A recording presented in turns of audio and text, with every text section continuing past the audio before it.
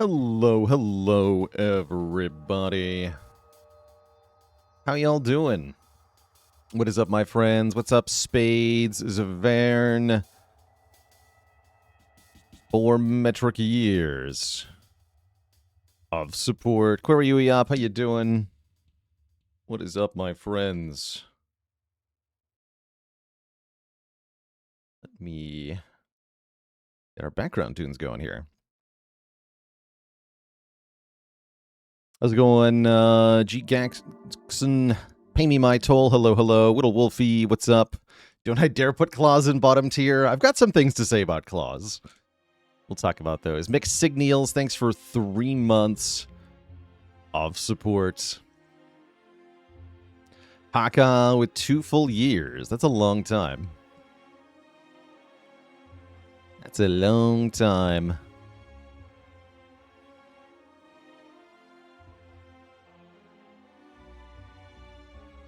Let's see, any other thank yous? Looks like we're cut up there.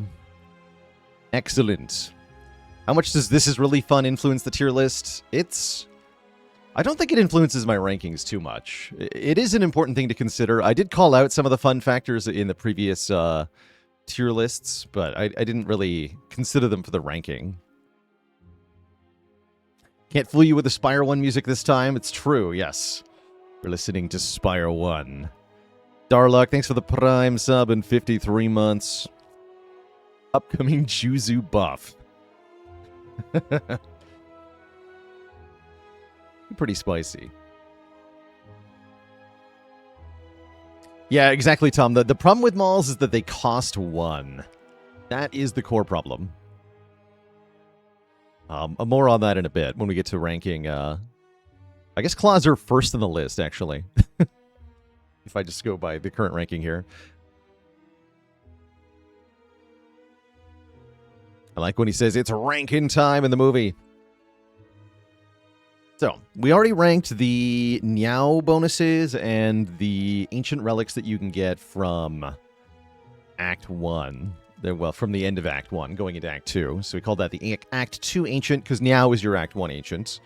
So then Tezkatara and Pale and Orobas are your Act 2 ancients. So that means that Vaku and Tanks and Nonu Pepe. Nope. As her origin says, are the Act 3 ancients that we're going to be ranking all the benefits from today. So there's 40 relics to rank here, including re-ranking Darv, because Darv has different offerings than in Act 2, so we do have to re-rank Darv. And that's okay.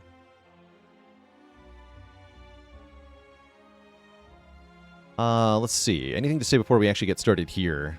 Yeah, he does. Specifically, the energy relics are different. In Act 2, you can be offered Ectoplasm and Sozu. In Act 3, you can be offered Philostone and Velvet Choker. Thankfully, Runic Dome is dead for good. There's no Runic Dome in this game. And I'm pretty happy about that. I for one, am happy to never play a Dome run again. Yeah, Act 3 Ectoplasm would be bonkers. Actually, Ectoplasm was the only boss relic in the first game that was restricted by Act. You were never able to be offered the Ectoplasm going into Act 3. It was always an Act 2 offering.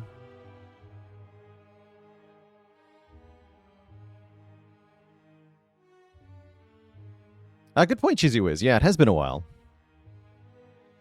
It has been.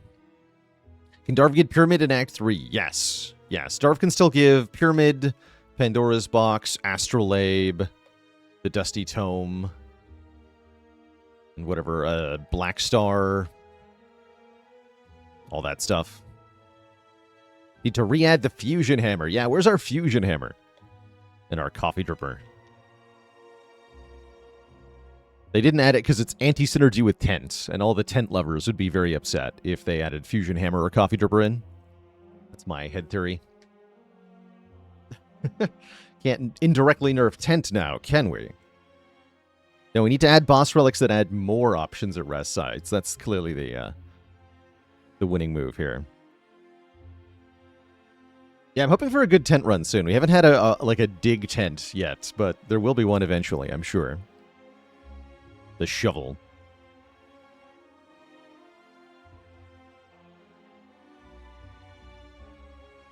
I'm actually not sure if big changes are coming this week, Doggo the Goat, or if it'll be later. I've got my fingers crossed for big changes this week, but I have no true insider information, just a rumor that I heard from somebody who doesn't work at Megacrit. Checkors, thanks for the Prime sub and 3 months of support. And I'm not even sure that they actually know what they were talking about. They might have just been guessing. But I'm excited. I'm excited for the upcoming patch because I'm hoping it means we're going to get some new stuff. Like some proper new stuff, not more multiplayer cards, as cool as those are. Cthulhu user, thanks for the Prime sub and 14 months. All right, during the tier list video here, I'm going to stop calling out subs and responding to chat so much.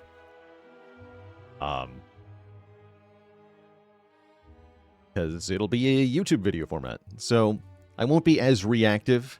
I might acknowledge some things that get said, but I won't do specific callouts. And again, I won't thank any subs until after the tier list.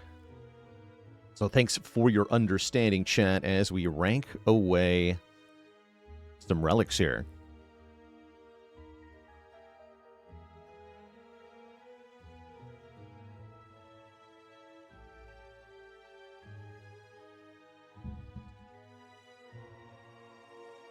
Hello and welcome, everybody.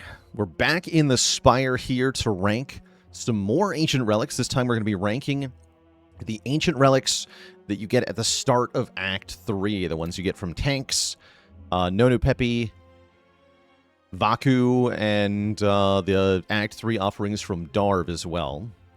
So we got 40 relics to rank here. I'm going to be ranking these on the untapped.gg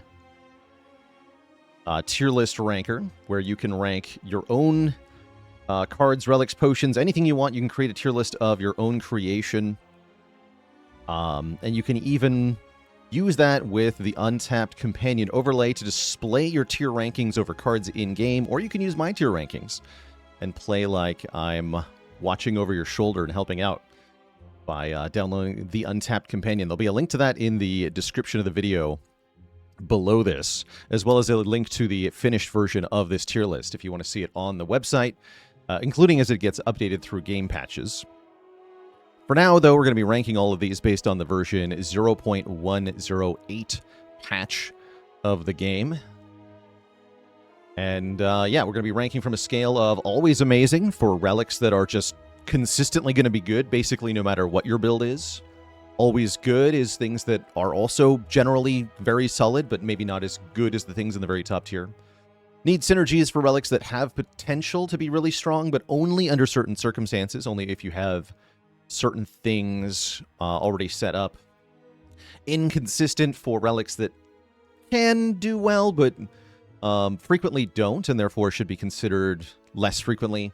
And at the very bottom, almost never for relics that just don't pack enough of a punch for me to really advise most of the time. They are still takeable. They can win. They can even be strong under the right circumstances. It's just that those circumstances are very rare. And so you probably won't be taking this very often. Let's start with, well, I guess we're going alphabetical here. I want to do tanks first. And that means Claws is up first here. The Claws transform up to 6 cards into Maul. And Maul does, I believe it's a 1 energy attack that does 6 damage twice and then improves the damage of all Maul cards by 1. With, I think, the upgrade improving the scaling to 2 each time you play the Maul card. In defense of the Claws, there are a couple things you need to know about the Claw, which is that, or specifically transforming into Maul, which is that you can transform any card. This is a big deal. You can transform curses into Maul. So if you happen to have a bunch of curses that you're stuck with, this can be a way to fix that.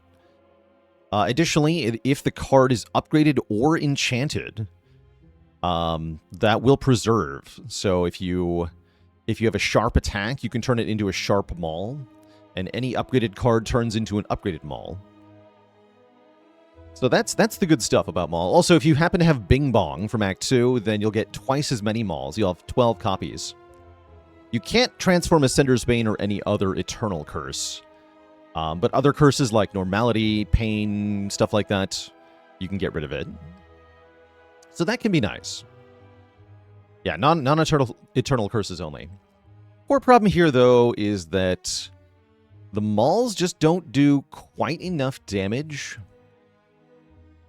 And they cost 1 energy. So if you're picking up Claws and you have 3 base energy, that means you can only play up to 3 Mauls in 1 turn, which will do, what, 12 plus 14 plus 16?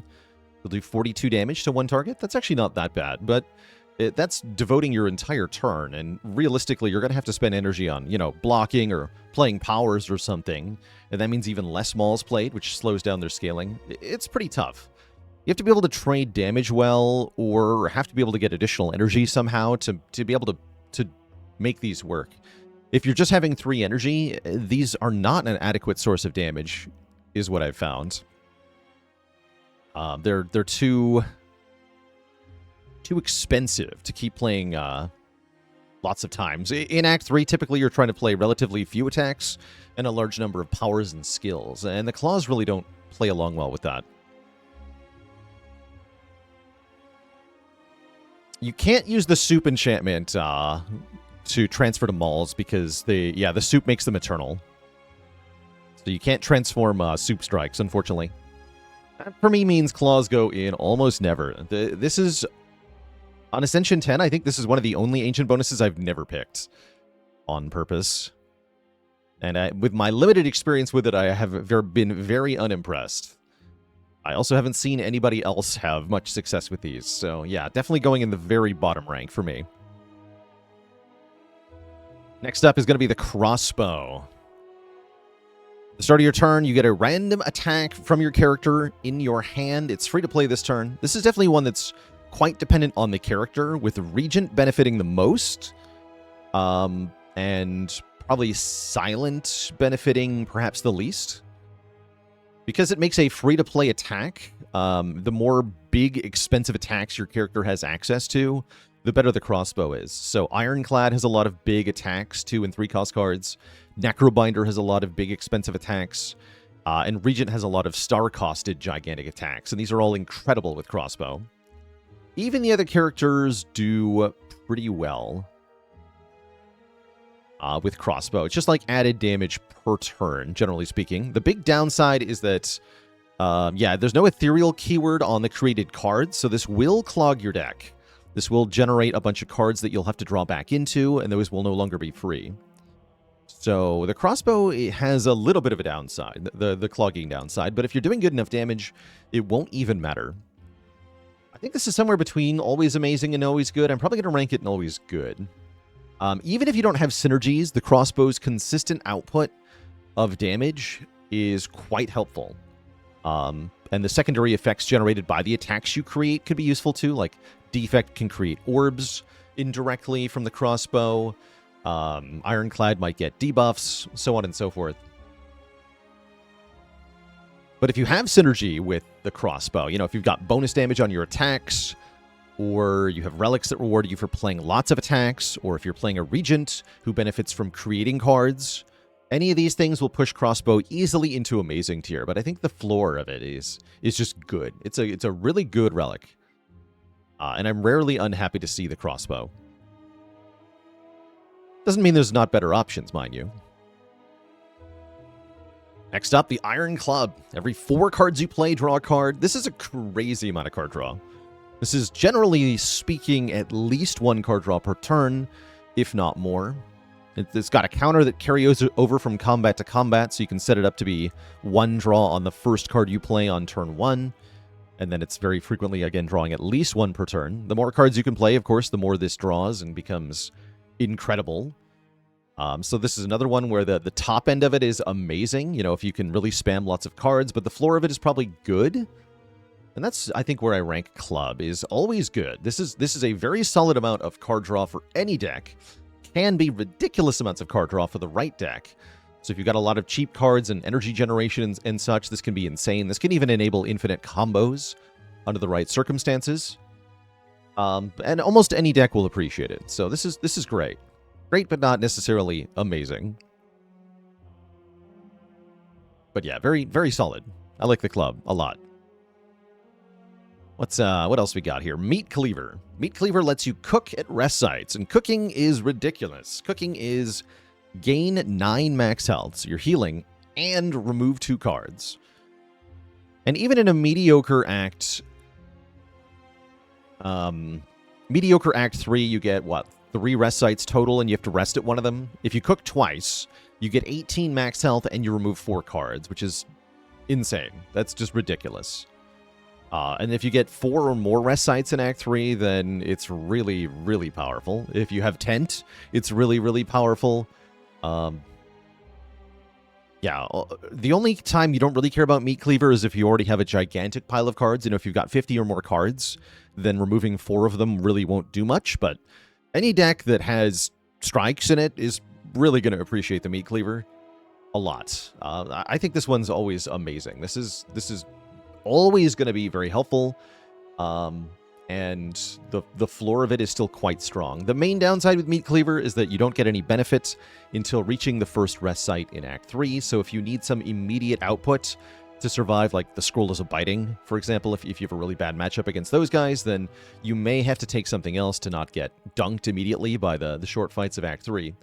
But if you can survive those, then Meat Cleaver is going to be incredible.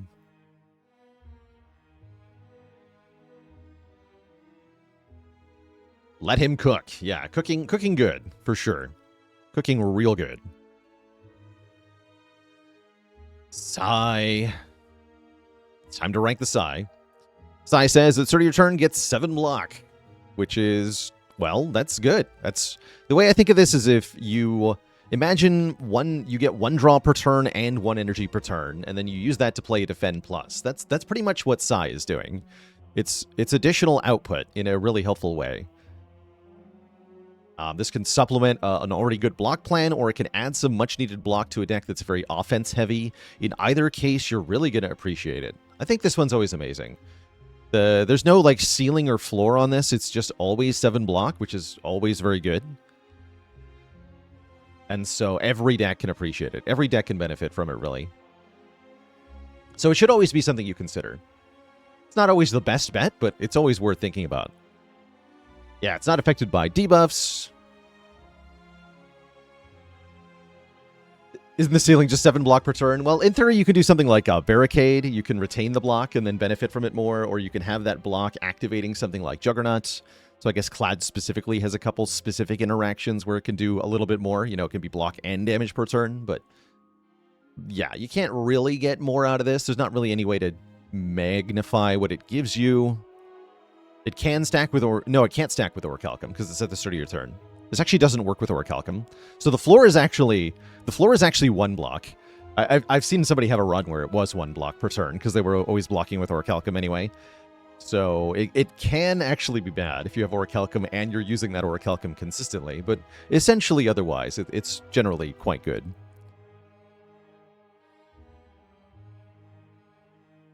All right, let's rank the Spiked Gauntlets. Gain energy every turn, but your powers cost more. This one's cool. I like this design. Essentially, the less powers you have, the better this is. If you have, 3 or more powers, then you may actually struggle to benefit from the additional energy this provides. In longer fights, you can still come out ahead in the long term. But decks with less powers definitely appreciate this a lot more. Character dependent is definitely true somewhat. Some characters like to grab more powers than others. But I find my runs are quite variable. Sometimes I'll arrive in Act 3 with 10 powers, and sometimes I'll get there with only no powers. This I'm going to put in needs synergy, or maybe more accurately, needs to not have anti-synergy. Because this one is really dependent on the deck that you've created so far. If you have more than a handful of powers, then this can really actually lose you energy. But if you don't have that, then 1 energy per turn is going to be very solid output. I have had a run with Mummy Hand and Subroutine where I had a lot of powers and I took this anyway. That was kind of fun. Because I was able to essentially overcome the downside by making my powers still energy positive. That was kind of cool. Yeah, the nice on Necrobinder. Necrobinder is a very energy-hungry character. She loves getting energy somehow. Next up is going to be the Whistle. Upon pickup, add 1 Whistle to your deck. Whistle is crucially... We talked about fun factor before the video started. You know, ancient rewards, some are more fun than others. This one is lacking something important, and that is a special animation for this card. When they actually animate tanks swooping in from above and ravaging your opponent and leaving them stunned, then this will be an awesome ancient relic. But for now, there is no animation, and so it falls kind of flat. You get a card that does, it's like 33 damage and stun the enemy. Costs 3 energy. You can only use this card 1 time because it says exhaust. So you basically do a bit of damage. It's honestly not enough damage to justify spending your whole turn on it.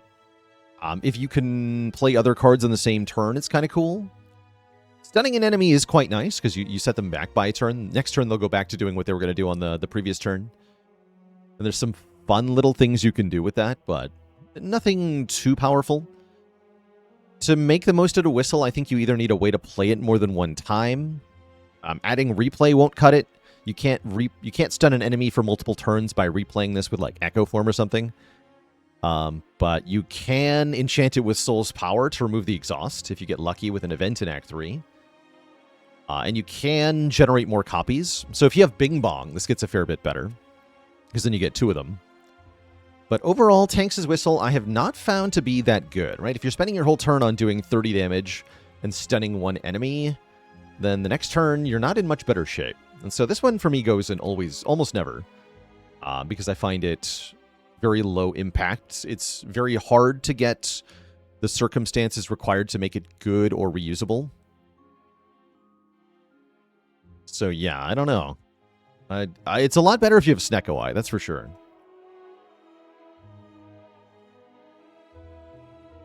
Definitely a lot better then. But yeah, I don't think it's good enough, consistently enough to be that strong. Are enemies with Artifact immune to the stun? No, Artifact will not stop the stun. That's a good one to be aware of. Yeah, the enemy cannot block the stun, so they will lose a turn, which is quite cool. But I haven't found it to be enough to overcome the need for an actual ancient reward. Next up is going to be the Throwing Axe. The first card you play in your combat, each combat is played 1 extra time, so you get to double the first card you play. It's only a 1-time bonus. This is not that powerful in and of itself. You know, if you just double an attack or a block card on turn 1, then this won't do very much. This gets a lot better if you have a good innate card, especially an innate power, that you can double with it. Or otherwise just like are consistently able to get a useful power into your hand on turn 1. So I think this goes in needs of synergy. You need to have a big, impactful, or long-term card to be able to double. And if you don't have that, then the Throwing Axe will really fall flat. But if you have a good power, this can give you the immediate scaling that you need to really start overcoming fights. Very funny if you have the Electric Shrimp, because you're already automatically playing a card. Why don't you just double it? Why don't you just double it?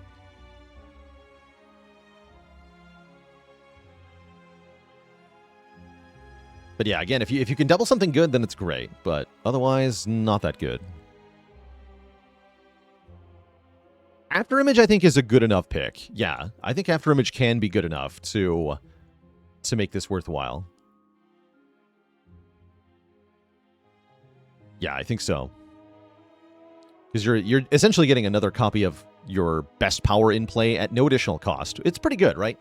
That's like 1 draw, 1 energy, and 1 copy of your best card. That's a lot of value.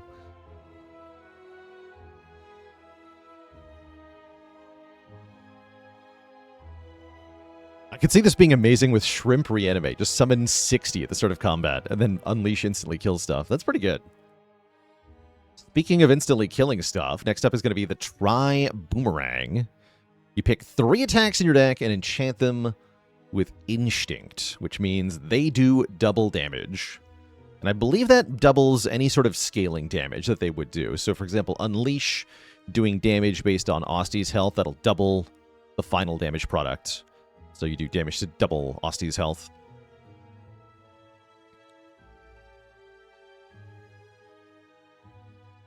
This one is definitely variable depending on the attacks that you have, right? You have to have 3 good enchantable attacks. There's lots of different options. If you happen to have an ancient card attack, this can be incredible on that.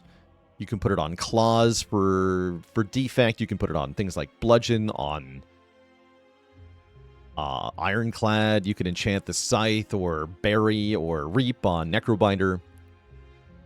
Finisher on silent. There's so many options here. Flechettes. Tri-Boomerang Flechettes can do massive damage. Tri-Boomerang Ashen Strike. So how good this is entirely dependent on how good doubling your best attack is. So this is very much in the needs synergy pile here. If you've got high output from single individual attacks in your deck, then this is incredible. And if you don't have that, if your damage is primarily skill or power-based, or you have to play a bunch of different attacks to get damage, then this won't help you at all. So very much in the needs synergy pile for me. Which leaves only one relic from tanks here, the Warhammer. When you kill an elite, upgrade 4 random cards. This is kind of interesting. 4 upgrades is nice, but they're random upgrades.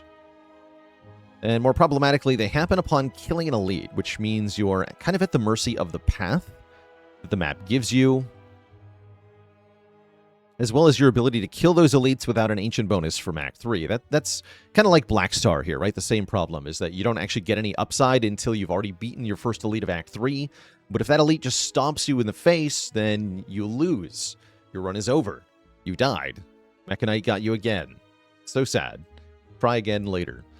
Is kind of how I feel. If you can take on those elites, no problem. This is pretty solid if you get 8 upgrades out of it. 12 is better. But 8 upgrades is, on its own, pretty solid. As long as it's not upgrading too many starter cards. I feel like this one goes in inconsistent here for me. I haven't found it to be a high performer. It can be good sometimes, but it feels like you have to be already in a decent spot. Yeah, a bit of a win more relic. And even if you are in a decent spot, depending on what the random upgrades hit, you might not benefit that much. It's definitely at its best when the random upgrades are letting you just kind of upgrade everything in the deck, because you already have a good upgrade density. Then you can just get to fully upgraded state. Yeah, and it's map dependent. You know, it's dependent on the path that you're offered. So this definitely goes down into inconsistent for me. If you feel like you can tackle the elites, and you have a good path with multiple elites, and you have a bunch of upgrades that you'd like, then go for it. But if any of those 3 things aren't true, then maybe consider something else. So that's all of the relics from tanks rated. That's a pretty good spread, actually. A nice mixture of things. Let us rank Vaku next. Vaku the Devil, the Demon, rather, offers you a whole bunch of choices that are themed kind of around a deal with the devil. They all have a significant upside and a significant downside, which is quite interesting. Baku should have his own category. So we're going to start with the Blood-Soaked Rose. You get energy every turn, but you also get an Enthralled Curse.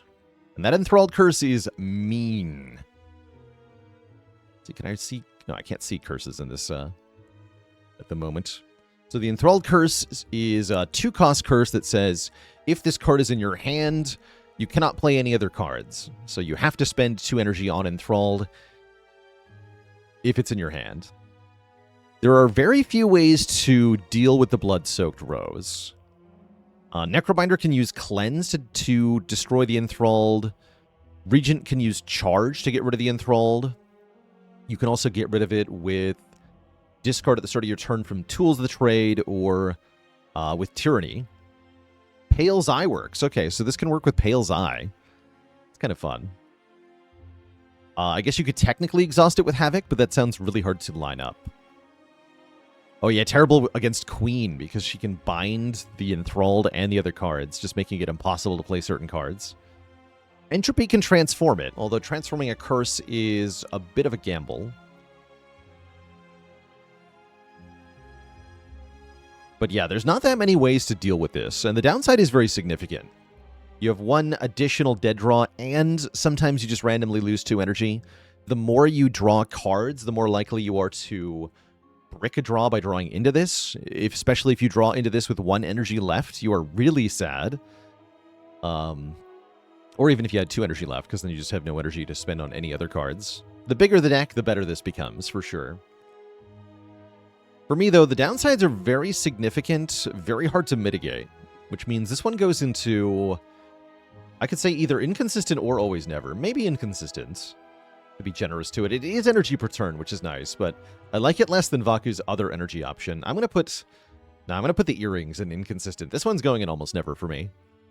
I find the Blood-Soaked Rose really hard to work with. Always never. That's right. Always never. Take Rose. But what about the Choices Paradox?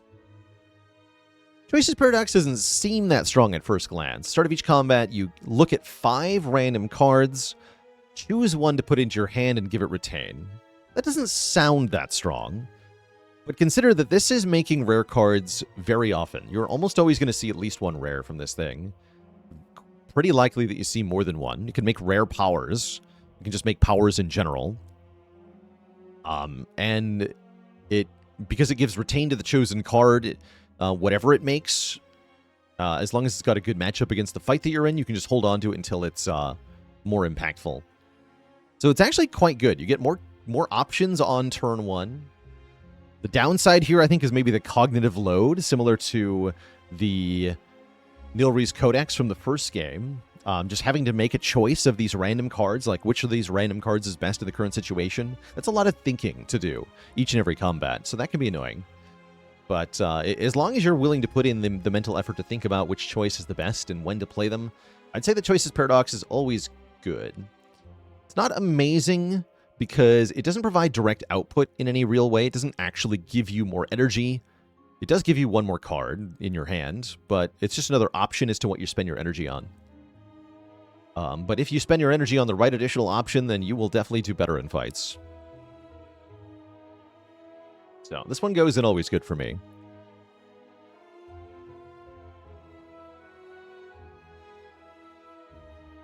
A quick reminder, by the way, these rankings are all based on Ascension 10 gameplay. So some of these are more viable or fun on lower Ascensions. I think Claws especially are probably better on a low Ascension gameplay, but I have not found any success with them on high Ascension.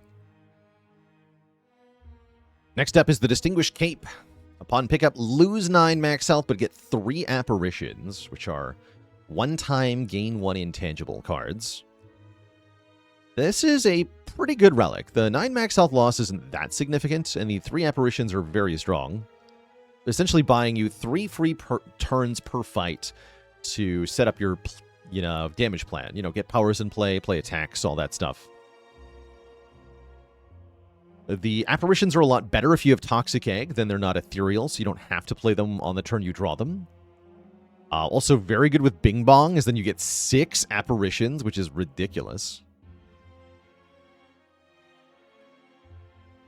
If you luck into getting Soul's Power later in Act 3, good reason to take a lot of events, then you can just have a reusable gain 1 intangible card. I think this is always good. It's kind of the floor of this. Good is the floor, and then it's definitely amazing sometimes. Doesn't necessarily need synergy, although I will say it's worse in a very defense-heavy deck.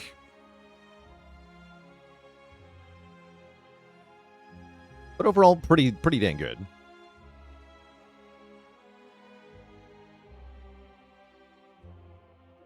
Now let's rank the Fiddle. The Fiddle-dee-dee. Start of each turn, you draw 2 additional cards. You may not draw more cards during your turn. If you're not drawing at least 2 cards per turn during your turn, then this is going to be positive draw. Even if you have some draw. If you have 1 or 2 draw cards in your deck, that's not enough reason not to take Fiddle. Also, any start of turn draw will work with the Fiddle. So that's things that happen at the start of your turn. Machine Learning on Defect, Tools the Trade on Silent, Tyranny on Regent, Domain on Necrobinder, I believe the Pocket Watch is start of turn draw. Pale Blue Dot is start of turn draw. Pale's Blood is start of turn draw. Aggression isn't even actually really draw, so that bypasses the secondary effect. Also important to know that you may not draw cards during your turn does not prevent you from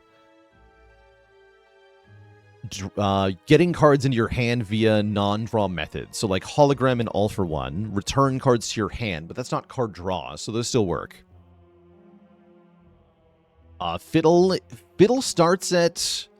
This is kind of a weird relic. Like, the default of Fiddle, if you have no draw in the deck, it's amazing. But the more draw you have, the worse it gets. And most runs do want to add draw. So usually by the time you get to Act 3, you have a bunch of draw, and you're not very happy about the Fiddle. Therefore, I'm going to put Fiddle into the needs synergy tier here. That it kind of, just like we saw on the Spike Gauntlets, it's actually more that it needs to not have anti-synergy. That is, you need to not have added a bunch of cards that nullify the benefit of the Fiddle. Things like Souls, things like Adrenalines, things like tons of backflips and acrobatics and reflex and prepared. If you've got those, then this is trash because it'll break your deck. But if you don't have a deck that does that, then this is incredible because 2 draw per turn is a ton. Definitely a ton. I like this a lot with card creation Regent. Because things like Spectrum Shift will still make cards every turn. And then you're drawing tons of cards, plus making a few cards, usually giving you 10 cards a turn. Kind of ridiculous. Kind of ridiculous. So yeah, that's the Fiddle. I think it's one of the stronger offerings of Vaku, but only under the right circumstances. Yeah, it was good against Doormaker, because Doormaker prevented you from drawing cards during your turn, but alas, that's no longer the case. Jeweled Mask. Start of each combat, put a random power from your draw pile into your hand. It is free to play this turn. Jeweled Mask is a fun one. Basically, you just fetch 1 power on turn 1. So you get set up a little faster. Jeweled Mask is at its best if you have only 1 power, and that power is 3 costs. You know, if you only have a Serpent form, or only have a Demon form, or only have an Echo form, really if you only have 1 form card, and nothing else, then this is incredible. And if you have anything other than that, then it's pretty good. I don't think this can get offered to you if you have no powers, but I'm not sure.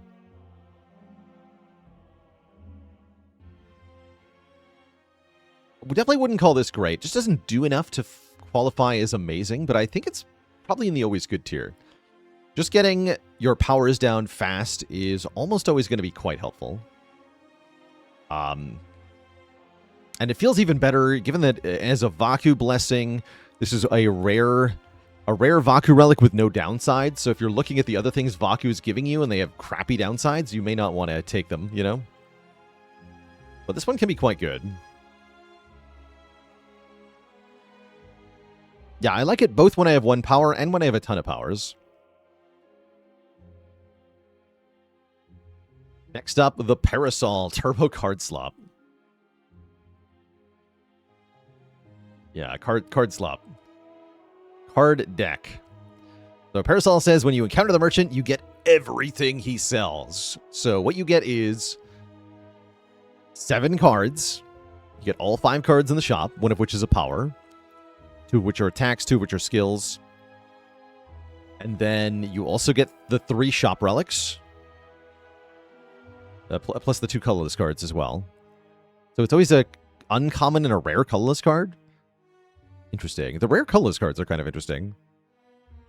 Plus 3 relics, one of which is going to be a shop relic. And then you'll try to buy the potions if you have potion slots, otherwise they'll stay unpurchased. You also get the card remove. So every shop you go to, you add 7 cards, and then you remove 1. But adding a whole bunch of cards that you have no control over does seem kind of awkward. It's not that bad. Because you get to remove the worst one at each shop, it's not that bad, but you definitely will add a bunch of stuff to the deck. The more important part is the fact that you get all 3 relics from the shop. And if you can take the Lord's Parasol and then go to at least 2 shops, you're generally going to have a really good time. I have found it to be quite good overall. Yeah, high performer.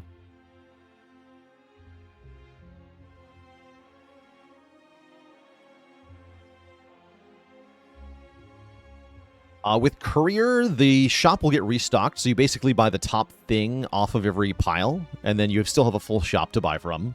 So it's really good with Courier, because you get a whole bunch of free stuff, and then you still have money to buy stuff with. So you just get a whole additional shop. It's pretty good. It's pretty good. I think Lord's Parasol is not amazing if you get to one shop. It's definitely good if you get to 2 shops, and it's incredible if you can get 3 shops. 3-shop Parasol is insane. I'm going to put it in the always good category. Even if you only get to 1 shop, it's solid. And the less shops you go to, the less the downside is as well, right? Because you'll get less cards that way. This does not work at the Fake Merchant. Good thing to point out. And yeah, it works with Ectoplasm. If you got Ectoplasm in Act 2, then the Parasol in Act 3, you can still get everything from the shop, which is very cool, including removes. So I think this is quite good overall. One of my favorite offerings from Vaku. It can disrupt your plans for your deck, but the added just value of all the relics you get can usually make up for it. Next up is going to be the Music Box. Create an ethereal copy of the first attack you play each turn. So you get a copy of the card, and if you don't play it, it will exhaust. This can be very good in decks with 0-cost attacks, or decks that want to spam a lot of attacks, or decks with powerful one-time use attacks. Yeah, good with Hang. Very good with Bombardment. Very, very good with Bombardment. Actually, with Bombardment, there's a special interaction here. Exhausted bombardments will play themselves from the exhaust pile at the start of your turn. So at the start of your turn, your bombardment plays, and then you get a new copy of it. That copy's ethereal, so you don't play it. It just exhausts, and then next turn, because it exhausted, it will play automatically. So you get 2 bombardments the next turn, which then makes another copy of bombardment. And just essentially every turn, you get 1 more bombardment every turn. It gets very silly. Very, very silly very quickly. So Music Box bombardment is ludicrous. Music Box is card generation, so the Regent loves it in general. Other characters, definitely dependent. I think this is one of the needs synergy relics here. If you can benefit from either creating a card or exhausting a card, like on Ironclad, I had a Music Box run where I wanted to make an ethereal copy of cards, and then I just wanted them to exhaust, because then I would get Feel No Pain and Dark Embrace to activate, so I would draw a card and get 3 block. So that was kind of cool. Yeah, there's largely no downside on this. I feel like the copy, because it's ethereal, there's mostly no downside, right? You don't get the clog as long as you don't play the card. But if you do play the copy, then you do redraw the copy, and so that can be a downside, right? If you're playing the additional card you make, then it will clog the deck. So that is the main downside, I think, is that you will potentially bloat the deck, but you can selectively bloat it, right? You can intentionally add copies of things that are good in your deck, which is great, right? So I think it's more upside than downside. You can play around the quote-unquote downside. Yeah, Necrobinder can benefit from the part where it says ethereal. That's true as well. So again, it very much needs synergy. If you don't have any of these like specific beneficial interactions going on, there's not a lot happening for Music Box. But if you do, it's great. So, synergy ahoy. Next up, Preserved Fog. Remove 3 cards and add a Folly. So the Folly is a ethereal... It's like an Ascender's Bane that you always draw on turn 1, basically. It's an ethereal innate curse. So it bricks one of your turn 1 draws, and then it's gone. But you get to remove 3 cards. So it's kind of like net 2 removals, like Empty Cage, except it's a little bit better, arguably, because you actually remove 3 cards. And then the Folly exhausts, so you're ultimately down 3 cards. If you're trying to distill your deck down for an infinite or just any cycle-heavy deck, this can be incredible. You know, any deck that really values removals is going to benefit a lot from this. It's better if you have additional draw on turn 1, so sometimes losing that turn 1 draw can hurt, but overall I like Preserve Fog just fine. I think it's good but not great. Probably another always good category. Removes are good. So Preserve Fog gets a pretty high ranking, despite the curse. The Seer Talon. Upon pickup, add 2 random curses and 3 wishes to your deck. This one's a little hard to rank. I like this one quite a bit. The wishes are very helpful for fetching your most important powers from the draw pile. So kind of like the Jeweled Mask, this can help get your powers set up much quicker.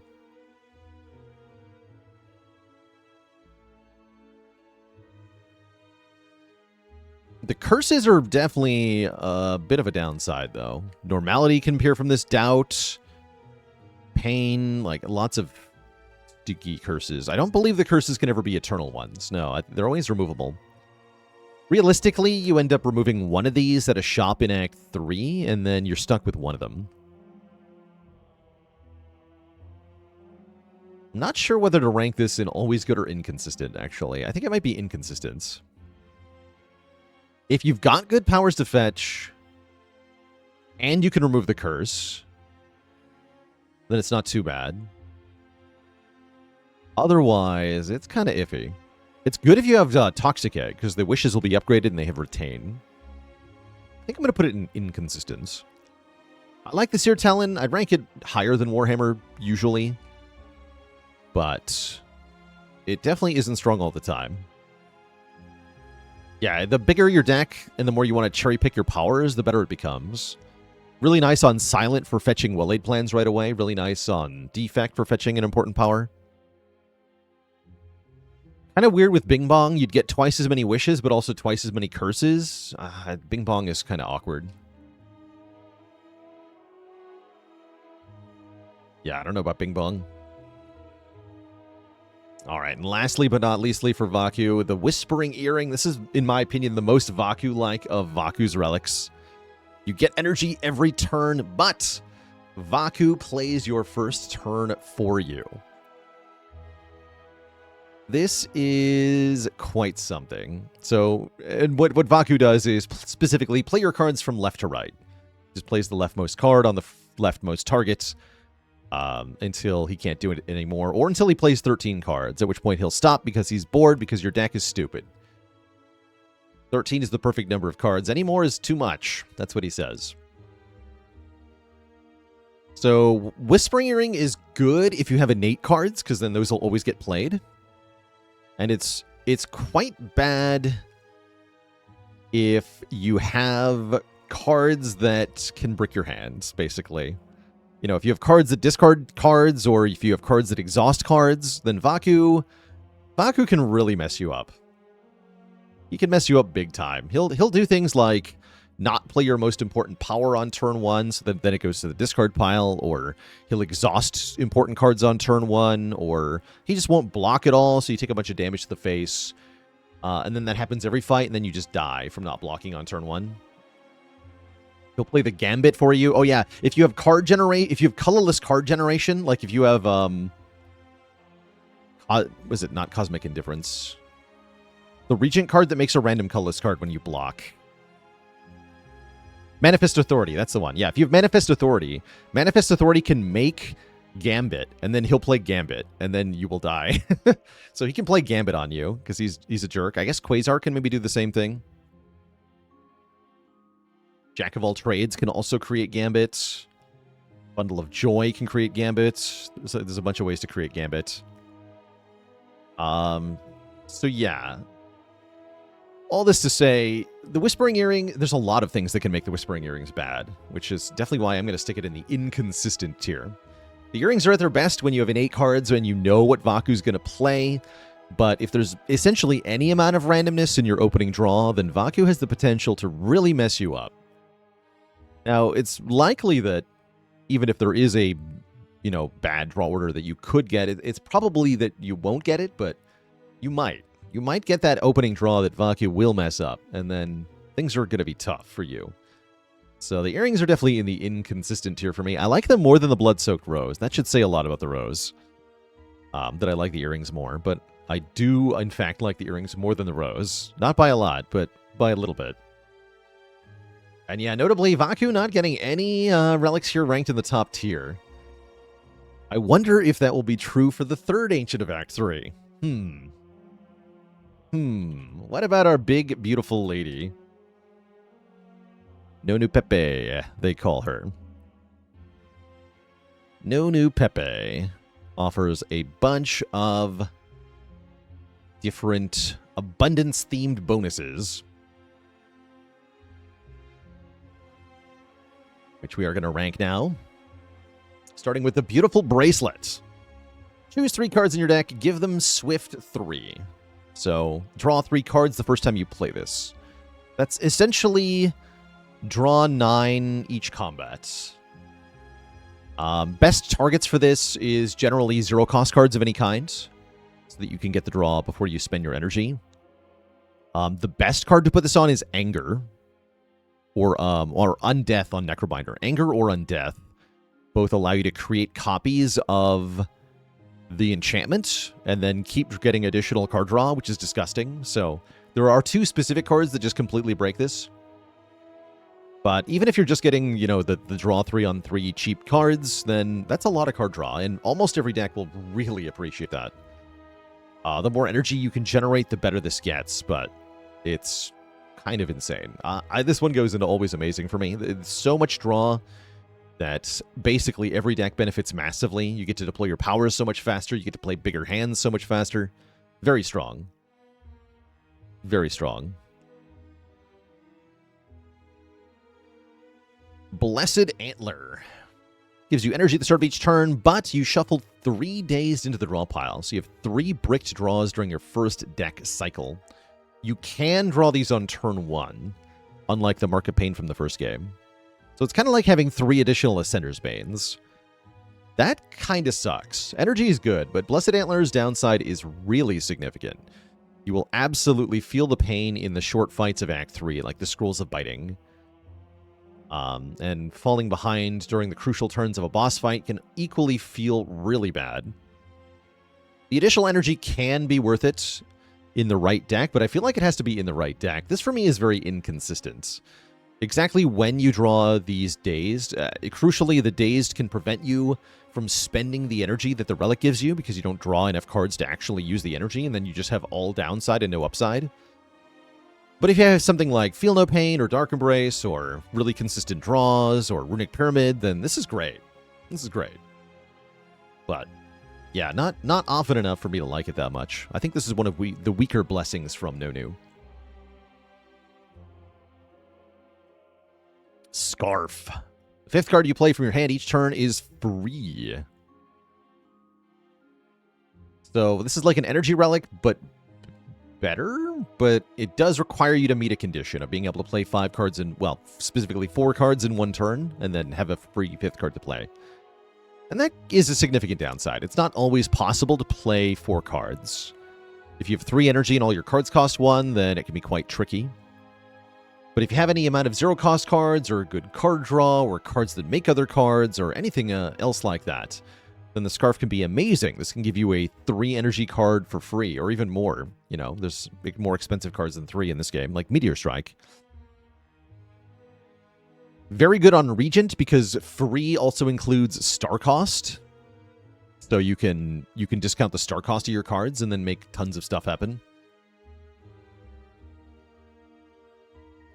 Really good with Souls on Necrobinder.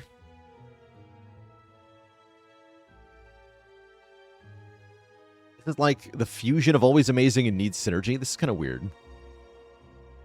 I might just put it in Always Good. It's good, but you can't always make it actually work, which means I don't know that I can put it in Always Amazing, because every deck doesn't want this. Only decks that can actually meet the condition would benefit from this.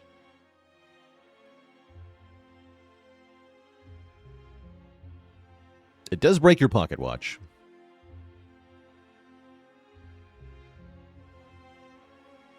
I'm gonna put it in Always Good. Yeah, I don't think I can justify Brilliant Scarf going into Always Amazing. Always Amazing Synergy, yeah. Sometimes amazing. But it's better than the stuff that needs Synergy. I don't know. Like, it's more universally applicable than really any of these. You can even activate it with stuff like potions. Yeah, I'm gonna have it in Always Good, I think. It's quite solid.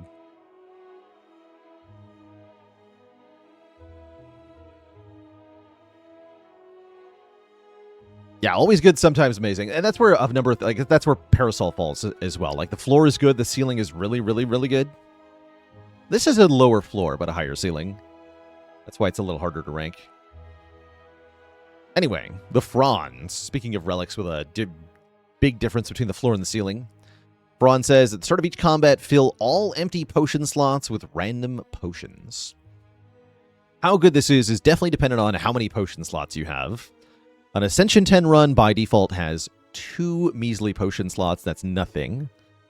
Now, if you got the alchemical coffer from Ouroboros in Act 1, you'll have 6 potion slots, and if you have the potion belt, you'll have 8 potion slots, and if you took the potion file from Niao at the start of the run, you'll have 9. You can have up to 9 potion slots, which makes this insane if you happen to have 9 potion slots, but you only need, like, genuinely 3 for this to be pretty dang good. I'm going to put this in always good. I can even see this being takeable with only 2 potion slots sometimes. And again, the more potion slots you have, the better it gets. So I like it quite a bit. A very solid relic. Yeah, with a really good ceiling. I don't think the Fra needs to give you a potion slot, honestly. I think it's good enough as it is with all the ways there are to get potion slots. Is 11 potion slots possible with the Wax Relic? No, because you cannot get the Toy Box and the Alchemical Coffer. Because both are offered as the Ancient Reward at the start of Act 2. So you can't get them both. So you can have Wax Potion Belt and regular Potion Belt, but you can't have Wax Potion Belt and Alchemical Coffer. Next up, the Diamond Diadem. If you play 2 or fewer cards in a turn, take half damage from enemies. This is another strange one to rank. Half damage from enemies is disgusting, especially because any fraction rounds down. So any odd-numbered attack will get more than half damage reduction. That said, the 2 or fewer card requirement makes this a little tricky. I feel like this is always amazing in hallway combats, but when you get to the boss fight, it's not necessarily amazing. I think this one goes in needs synergy for me. So Diamond Diadem is very strong, right? Playing 2 or fewer cards and then ending your turn. Not every deck can do this. Some decks rely on playing a lot of cards to get strong, and if you cut your turn short, then you will fall behind the enemy's scaling.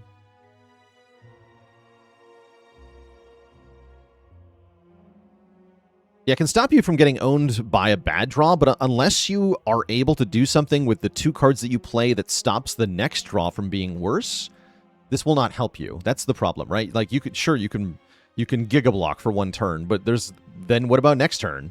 You only played 2 cards on your turn, so how are you actually winning? I think this only works if you have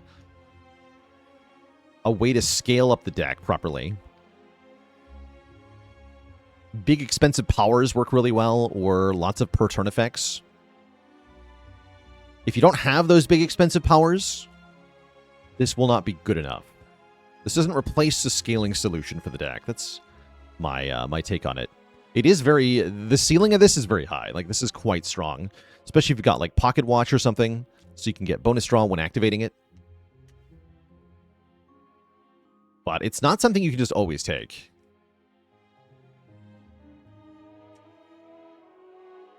But yeah, let's put it at the top of needs synergy. It is quite strong.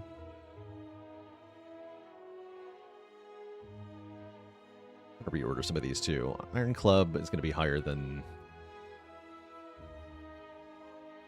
some of these. Scarf goes higher up too. Frond is not as good as Parasol at the floor. Okay, I like that ranking there. Cleaver's definitely the best. I'll put Bracelet above Psy though.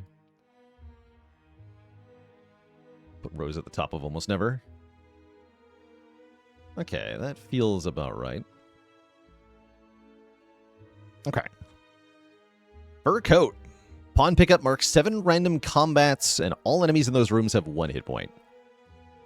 This is one of those ancient relics that I like a lot more on the lower Ascension levels. On Ascension 10, you have the 2 difficult bosses at the end of the act that you must be strong enough to defeat. The fur coat doesn't help you beat bosses, not really. It helps you get to the bosses with more health. This is really good in multiplayer, because multiple players can take it, and then more rooms will get marked to have 1 hit point, which is very funny. And oftentimes this will give you at least 1 free elite that you can path into. But this is, like, inconsistent at best and almost never at worst, in my opinion. Like it with really strong potions that you can save to the bosses. That's a good call, actually. Yeah, the main intention behind Fur Coat is to allow you to arrive at those boss combats with more hit points and more resources. The problem is, with the way the map generates, it's very rare that you can find a path that hits more than, like, 2 free combats, and so the impact can be quite low. And then maybe those combats aren't even on a good path, right? Like, I think this is quite low on the ranking here. I put it at the very bottom of almost never. It is too inconsistent and doesn't help you in the boss fights, and so I really don't like it that much. Really good in speedruns, though. Also notable, I gotta give a quick shout out, if you happen to have the Relic Mercury Hourglass or the Festive Popper, then you will instantly kill the enemies at the start of the fight automatically, which is quite funny. So there's some fun factor there. All right. 4 more things to rank. Glitter. Enchant all card awards with Glam. Glam is good. Even a bad card that you play twice is a good card, right? Like, playing a bad card twice is strong. Playing any power twice is really strong. Playing a card that exhausts twice is also quite strong. I find this one to be incredible. Yeah, this is going into the top tier for me. This is dependent on the card rewards that you get in Act 3. I'd say this is probably at its worst if you took Prismatic Gem in Act 1 and you're getting multicolored card rewards with Glam. Now, that could be very fun, but it could also be complete garbage. So it'd be inconsistent then, but I think it's just generally very strong. You're typically going to be wanting to take a card at basically every card reward if you take Glitter. And if you do, you'll be strong. It's just really strong. This gets worse if you have another relic that enchants stuff automatically. The Fresnel Lens giving Nimble enchantment to blocks, as well as the Wing Charm giving Swift enchantment. Since a card can't have the same 2 enchantments, the earlier relics will take precedent, and you'll get less Glam cards offered if you have enchantments from other relics. So that can be a bit annoying. It's incredible if you happen to have Mystic Lighter, which makes your Glam attacks even better, because they'll play for bonus damage twice. Better if you have Egg Relics or anything that upgrades cards automatically. Better if you can get more card rewards with something like The Hunt or Prayer Wheel. Worse if you're sacrificing card rewards to Pale's Wing, so not good with Pale's Wing. All in all, though, I think Glitter is genuinely very good most of the time. And so is freaking Apotheosis. The jewelry box says, upon pickup, add an Apotheosis to your deck. It's an innate card that upgrades everything in your deck. It's kind of silly to compare this to Warhammer, by the way. Upgrade a bunch of cards only after you beat elites, or what if you just upgrade your entire deck instantly, every time? Right to the top. In fact, I'll rank it above the side. It's good. It's really good. It's just good. The only downside to Apotheosis is that it costs energy, but if you have any card that upgrades to either cost less or give you more energy, then it doesn't matter. You're refunding the price instantly. You can upgrade the Apotheosis to cost 1 less, which you might as well do because none of your other upgrades matter anymore. And yeah, it does cost you 1 draw on turn 1, which, again, is nullified if any card in your deck upgrades to draw 1 more card. So, there are downsides, but usually the benefit it gives you directly counteracts the downside. So, it's just good. It's just good. Looming Fruit. Gain a bunch of hit points. I don't take this very often. I don't think it's bad, though. I just don't take it very often. 31 is a lot of max health. Being big has value. Big number good. Yeah, it's boring, but it works. I think I might go into the bottom of always good tier. Yeah, the lowest always good. I think that's a good way to good place to put this. It is by definition, this is like very much a relic that has the floor and the ceiling very close to each other, right? There's not that much reason that max health would be more beneficial on one run than another. I guess if you have really low max health for some reason, this can make up for it. There's not like Ironclad Reaper decks that want a lot of max health anymore, so I don't feel like there's decks that want to have tons and tons of max health necessarily, but it's always nice to have more.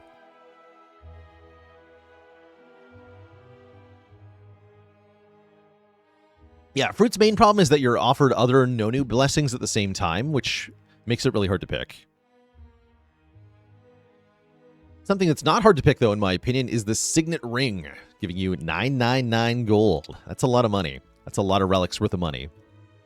You could buy 3 rare relics with this. This is pretty good if you can go to one shop only, and it's really good if you can go to more than one shop. Like, disgustingly good if you can go to more than one shop. It does depend a little bit on map generation, but I find almost every Act 3 allows you to spend money from the Signet Ring really well. Signet Ring has no downside, it's all upside. Because it's gold, you have discretion over what it gets spent on. If cards are good, you can buy them. If they're not good, you don't buy them. Same with the relics. So this will always give you stuff that's good because you're choosing what you buy with it. As long as you can evaluate correctly, you'll be getting the good stuff. Yeah, sensing a difference in the relic distribution, we got 4 no-new relics in the top tier and no Vaku relics in the top tier. I wonder what could be causing this. But yeah, I have rarely found Signet Ring to be anything other than awesome consistently. I find it better than Parasol, yeah, because it's like Parasol but without the downside, generally speaking. Only if you're going to 3 shops does the Parasol really kind of win out, because then you just genuinely get so much more stuff. Yes, if you have the bowler hat, it gives you an additional 250 gold, which is quite nice. If you have Courier, it's also very good. Again, the only time Signet Ring is really not that good is if you can only get to one shop, which does happen, you know, maybe 1 in 3 Act 3s. So there's a decent chance that you cannot path in a way that really benefits from it, but that even then you can get a second shop in an event room, and that could be amazing. Not getting an immediate power boost is also a downside. That's also true. But a lot of the Act 3 Ancient Relics don't give you an immediate upside. Glitter doesn't either, and it's also quite good.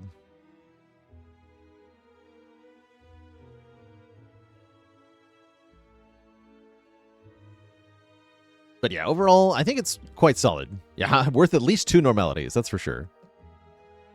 Yeah, it's great. Okay, so those are the Ancient Relics from Nonu, from Vaku, and from Tanks, all ranked here. Definitely more in the good than bad. I find most of the Act 3 rewards are quite solid, except when Vaku decides to troll you. However, there is one more Ancient that can appear in Act 3, and that is Darv. Darv's relics were already ranked on the Act 2 Ancient tier list, but because Darv can also appear in Act 3 and has different offerings, we're going to be doing some different rankings here. Well, some mostly different rankings. Some of them will get the same ranking. Starting with Astrolabe, transform 3 cards and upgrade them. I still think this is just very good, consistently. Put the Signet Ring above Sai. Put the Astrolabe below Sai. Yeah, very good. Very good. If your deck is very large, then this might not benefit you that much. Having Bing Bong makes this arguably better because you get double the transformed cards, so it's maybe a little bit better in Act 3 than in Act 2 because of the possibility of Bing Bong, but mostly the same. It's good. Yeah, it's very good. One of the best non-energy boss rewards. Black Star giving you an additional relic from Elites. When you're getting this in Act 3, it's not nearly as good. I think this is probably going down next to Warhammer. You need a path with many elites in Act 3, and you need to be able to kill those elites for this to be any good. So I'm going to put it right next to Warhammer. It is a bit safer because you've already got an Ancient Ward from Act 2, so you are probably more established for fighting those elites, but the elites are stronger, so I don't know. Calling Bell. Get a unique curse and 3 relics. The unique curse being the Curse of the Bell, which is unremovable. Doesn't do anything special, you just can't get rid of it. You get 1 common, 1 uncommon, 1 rare relic. I think this is better in Act 3 than it is in Act 2. In Act 2, this is up against things that have more of a delayed, higher yield return. In Act 3, you're looking for immediate power. And this provides immediate power. You've also got a more established, bigger deck, and so the curse will matter less. So I think this is better. I'm going to put it in always good for Act 3.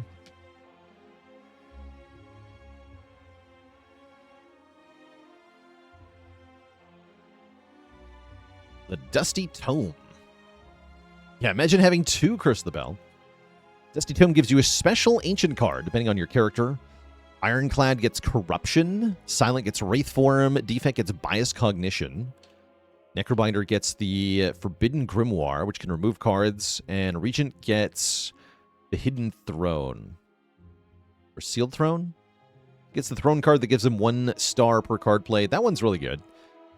I think this goes into the needs synergy tier, the Sealed Throne. Yeah, I think this one goes into needs synergy. You need to be able to utilize that ancient card well, which not every deck can do. This one's a little hard to rank generally. This is more of a per character ranking. So if I do per character ancient reward rankings at some point, then we can revisit the Dusty Tome. But it's going to be dependent on how well you use that card. Corruption in particular, I feel like is very dependent on whether you have the deck for it or not, with more skills being better. Yeah, Bias Cognition a lot more sad now that there's no artifact in the game. Alright, let's rank the Empty Cage. Upon pickup, you remove 2 cards from your deck. This is fine. I'm going to put this right next to Preserve Fog, because this is basically Preserve Fog. Does essentially the same thing. You get 1 less remove, but you don't get the curse.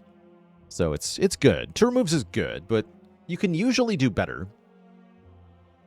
Actually, something worth pointing out here. A lot of these relics in the always good tier doesn't mean you should pick them.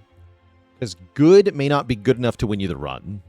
So things like Empty Cage and Looming Fruit, though they might be good, they might not be good enough, you know? Same with Thrawn with only 2 potion slots. Good might not be good enough to win, so you may need something that has synergy or something with a higher output. Speaking of high output, Pandora's Box. Transform all your strikes into defends. You are less likely to have more strikes and defends this late into the run, so maybe it's a little bit less good. I'll put it below Astrolabe for Act 3, but it's still a top tier. Pandora's Box is ridiculous. The only reason you don't click Pandora's Box is if you've already removed most of your starting cards. Or if you have Soup. Because you can't transform your strikes if you got Soup. So if you took Soup, this is trash. But if you didn't take Soup, it's great.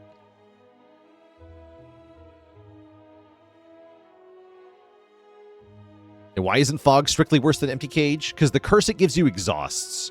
So once the curse exhausts, you have 3 removed cards instead of 2. So it's more removes. The Pyramid. What can I say? It's a pyramid. It is the best relic in the game, I think. At the end of your turn, you no longer discard your hand. The further you are into the run, I think the better the pyramid gets. Just being able to retain everything is so strong. There's really only a couple of situations where you don't want pyramid. You don't want pyramid if you are already drawing so many cards or generating so many cards per turn that your hand will be full anyway.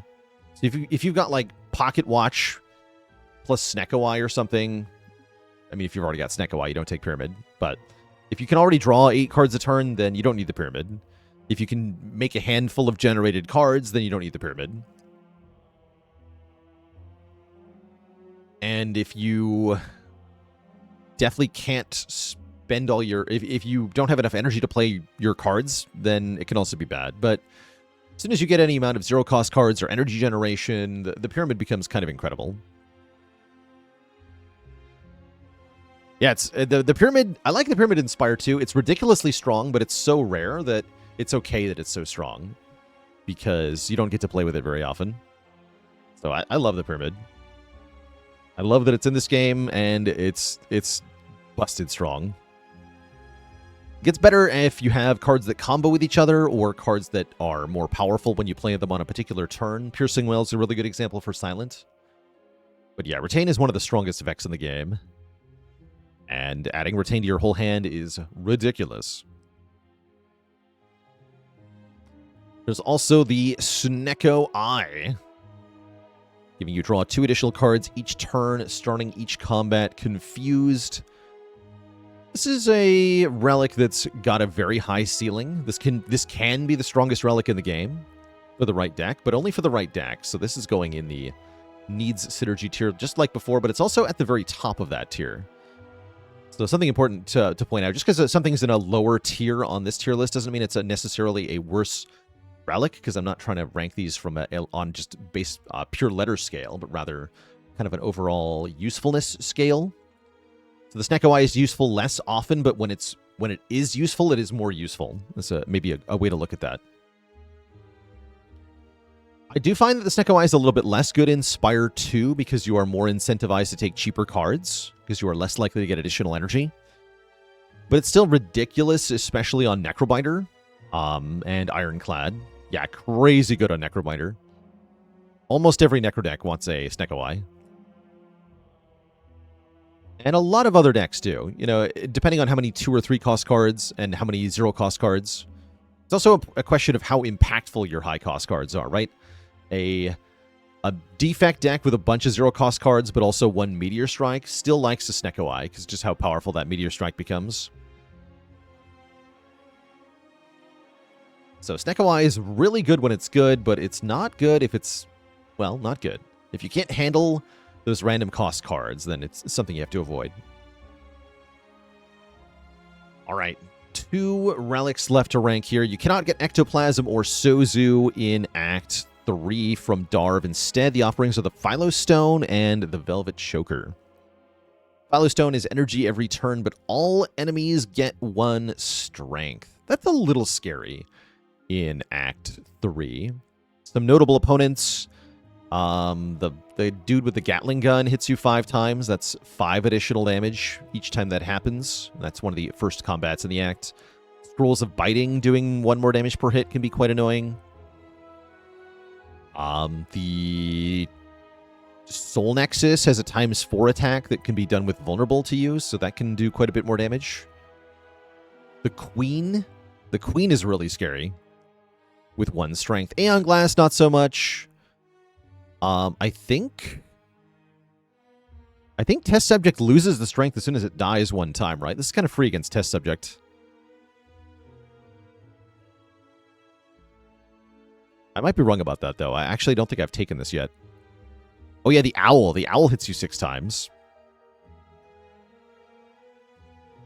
Overall, though, the Philostone doesn't have that much of a downside. And the additional energy it gives you can really be quite solid. I'm putting this in Always Good. Not very high up in Always Good, but in the Always Good tier. Oh yeah, the Slime Berserker also hits 5 times. Okay, so there's a number of enemies that'll do 4 or more damage on 1 turn just because of Philostone. But 4 additional damage or 5 additional damage, well, with 1 additional energy, you can usually just block that anyway.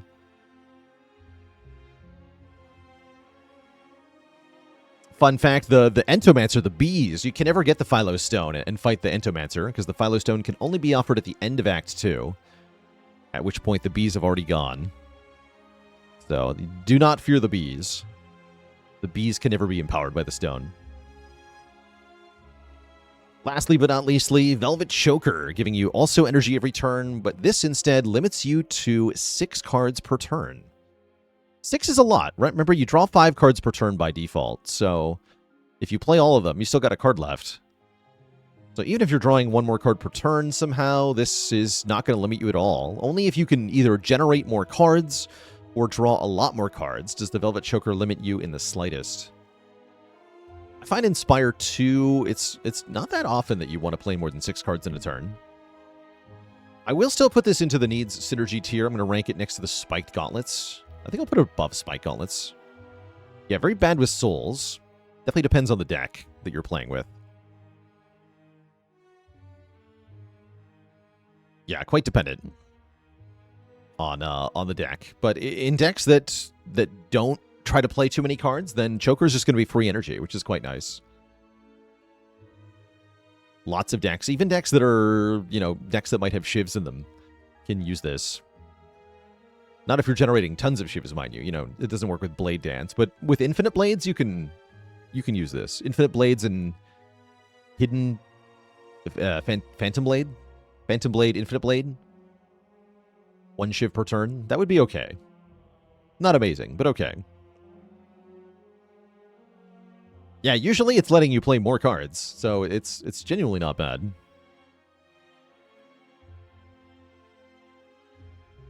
Yeah, and I like it more as an only Act 3 reward. I agree, because then you already kind of know what the deck is doing. It's not really locking you out of directions that you can build the deck, because you've already got a built deck.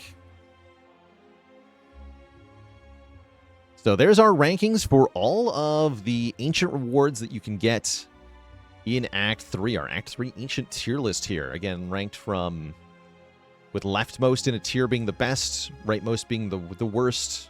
Some of these are a little bit arguable, like the placement of glitter, you could argue, in the Always Amazing tier. But I think a pretty good overall ranking. It'll again be kind of fun to look back on this tier list. Since this is an early access game version tier list, it'll be fun to look back on this and kind of see how off base we were. But overall, I quite like the blessings from most of the Ancients. Nonu in particular has very consistently good blessings. Vaku and Tanks are a little bit more inconsistent. Darv is a bro. Don't see Darv very often, though. Let me know in the comments below what your favorite relic to get going into Act 3 is in Slay the Spire 2, or if you disagree with any of my rankings vehemently. If you like this video, be sure to subscribe to the YouTube to catch more videos like this. I'll be having more relic tier lists in the future. We got a lot more relics to rank in this game, as well as lots of quality highlights of runs in Spire 2. Again, there'll be a link to the tier list here. This tier list will be linked below the video, as well as a link to the untapped.gg overlay, which you can download and use to display tier list rankings in-game for cards based on my rankings or your very own rankings if you make your own tier list on the Untapped website. Thanks again to Untapped for partnering with me and making content like this possible, as well as making their Spire 2 content completely free for everybody on their website. Thank you so much for watching this video. If you liked that one, check this vid next. Catch y'all later, friends. Toodaloo. All right, and that's a wrap. Thank you, everybody, for watching with me and hanging out. Do I think Rose would be more fair if it cost 1 energy? I think it'd be less brutal, that's for sure. Then you'd be losing 1 draw, 1 energy on some turn instead of 1 draw, 2 energy.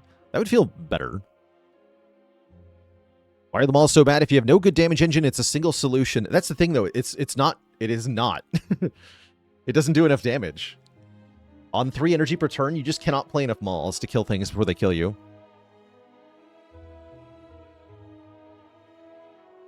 The malls either need to cost 0 or they have to do more damage, I think. But it's just not enough.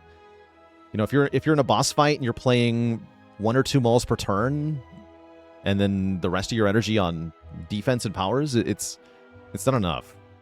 It's not enough.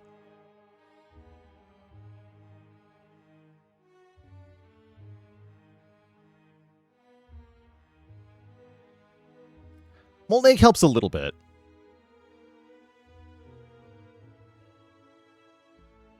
I think Diadem is the only one that you strongly disagree with on this list. The Diadem is very strong. Diadem is very strong. I won't argue that at all. My ranking on this is because even though Diadem is very powerful, if you don't have the right synergies in your deck and you lean on the Diadem, it will not get you through the end of the act. It's very good at getting you to the bosses, though.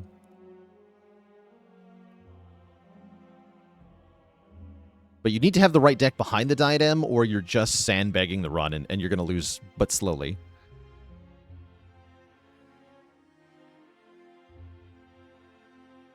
Not every deck can benefit from it. But that's kind of my core problem with it. But if you can scale up with powers while the diadem is doing the thing, then you're going to be in a good spot.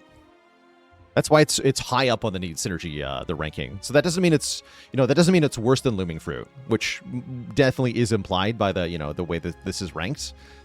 But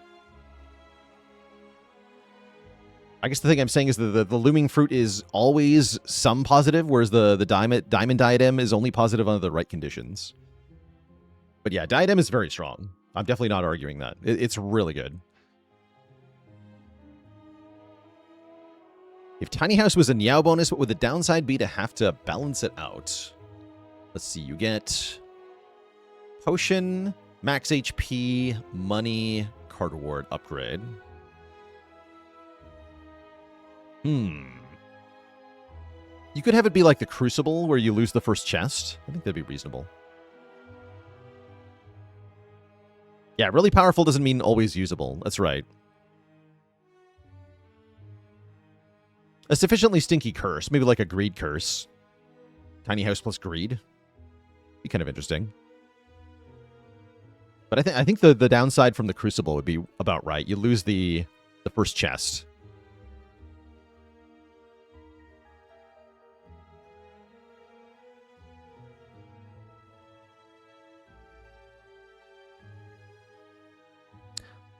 Should game devs aim to make sure the almost never tier is empty? It's really hard to do that, is what I'll say. It's really hard to do that.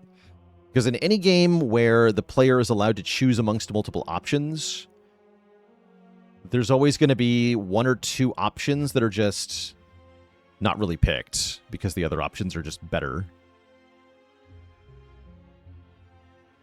So if you give the player a pick 3, there's going to be always like 2 relics that are the bottom 2. It doesn't matter what the relic pool is. There's always going to be 2 that are at the bottom that the players don't like. You have to get all the relics very close to each other to make it not be that case. Yeah, there's always going to be a worst option. And so even if all the relics are good, then one of them is going to be the worst good, and they're not going to pick it. Spire Dev did an AMA in the past week and said the variance in power is a critical part of the game design. Good. Yeah, it should be. Having all the options be like super fine-tuned to be exactly the same effective value as each other is really only something that I think is desirable in symmetrical player versus player experiences, where it's really important that game balance is finely tuned so that there's not a dominant strategy forming a meta, and so that the gameplay doesn't get stale. But in a single-player experience where your options are randomized, you don't need that.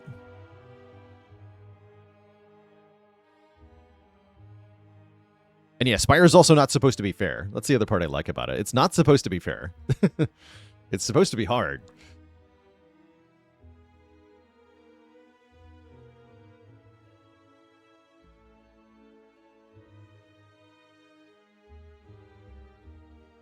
But yeah, there's all the Act 3 Ancient tier lists.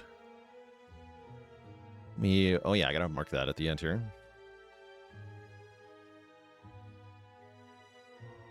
Great. Also said they're not going to optimize for high-level players yet. That also makes sense. Yeah, that makes sense.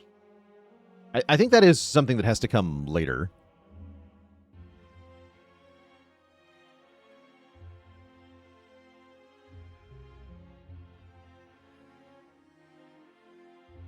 Would I like more Ancient Relics? I'm really happy with how many we have. I don't think I would be opposed to more. Where is Ectoplasm? It's back in Act 2. You cannot get Ectoplasm in Act 3. So it's not ranked here. It's on the previous tier list. Should the Almost Never Relics be buffed? I think Claws and Whistle should be buffed specifically. Yeah, I would buff the Claws and the Whistle. Everything else is pretty good.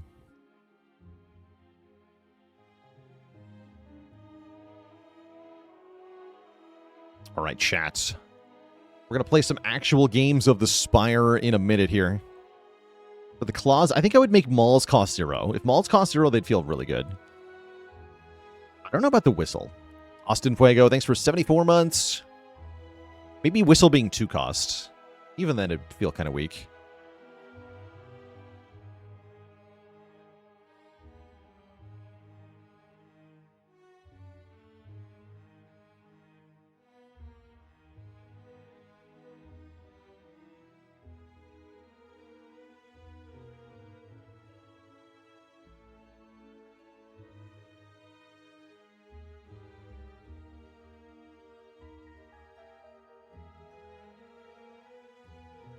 Why is Whistle worse than Vault?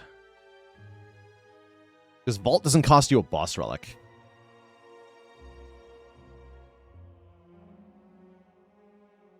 Vault is just a card you add. And it's really good. And Whistle, if it was just a card that you could add, would be really good. But if it's a boss relic, it's not that good. Yeah, Vault also works in multi-enemy fights, where Whistle does not. If the Whistle were a respawning potion. Oh, I like that idea. Where you just call Vaku. You know, if they had active use relics, this clearly decided not to do this. But if they had like relics where you click on them once per fight or something, then the Whistle would be quite good at that. Yeah, I would like that as an ancient reward. Once per fight, just summon tanks to stun an enemy. But it's not a card that you have to spend tons of energy on. That'd be great. Yeah, that'd be really good.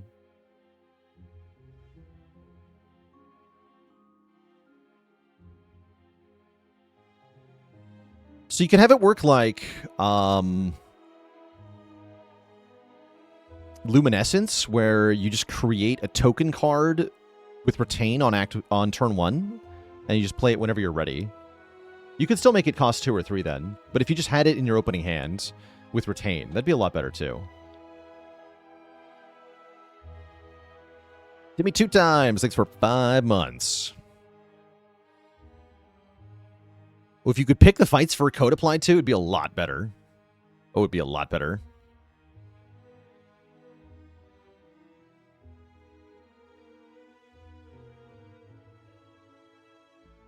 What if it said something like every second or maybe every third non-boss combat starts with 1 hit point? So then it doesn't matter what path you take, but you have alternating free combats. That'd be kind of cool. What if it said Fur Coat Strike?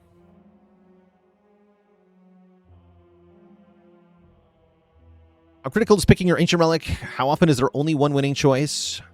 Only sometimes. Sometimes all 3 of them can lead to valid wins. Sometimes you only really have one pick that is going to work. And sometimes you have a couple different options that can sort of take you in different directions. Being able to understand when a given relic is helpful and when it's not helpful is really important, though. Or Snekawai being a really good example of a relic that's very important to assess how useful it is, because there's a really big gulf between when it's really strong and when it's really bad. But yeah, picking the right Ancient Relic can be very important. It's definitely one of the biggest choices you have to make in your run.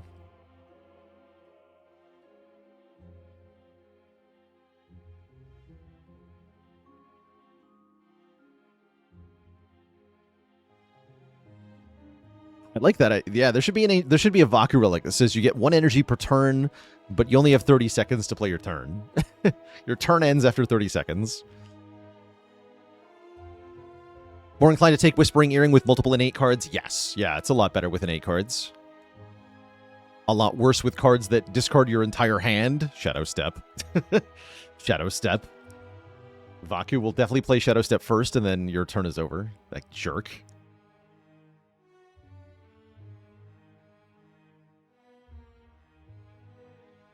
Oh yeah, actually, so yeah, I was asked like, did I want to Spire 2 a couple times during Spire 1, and I was like, I don't think you could do better than Spire 1. And I think they did better. I think they did. I think it was really hard to do, but I think they're on track to do better.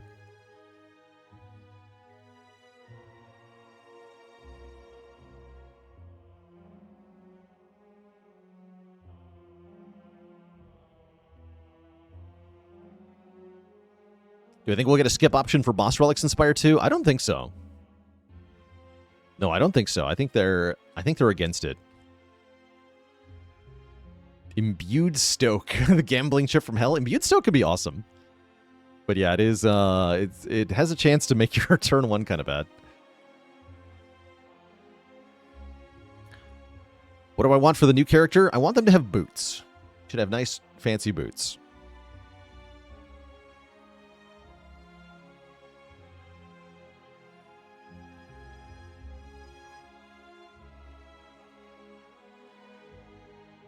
Real nice pair of boots. All right, I guess I'll leave the tier list up as I go on break here with Twitch chat. I'm going to take a quick couple minutes to refill the leg, stretch the water. Back in a bit to play some actual Slay the Spire 2. Can you imagine? All right, I'll be right back.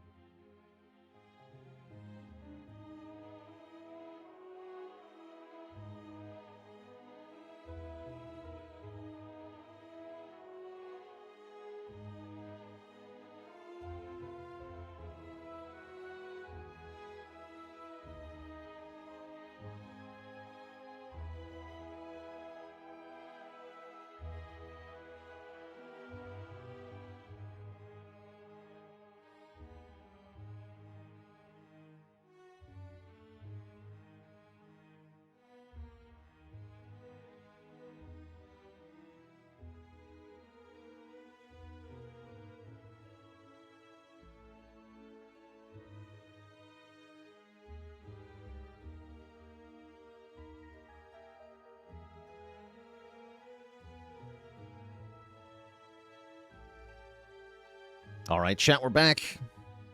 Let's slay some actual spires here.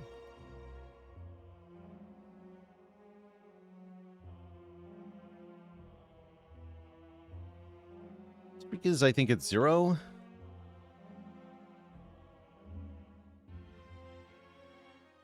Yeah. Apparently we've got a good clad streak going, though.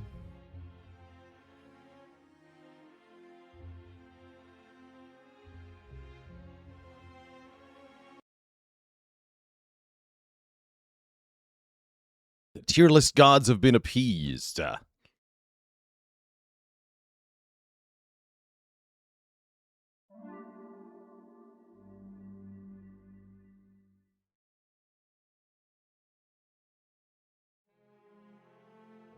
Last week got to 12.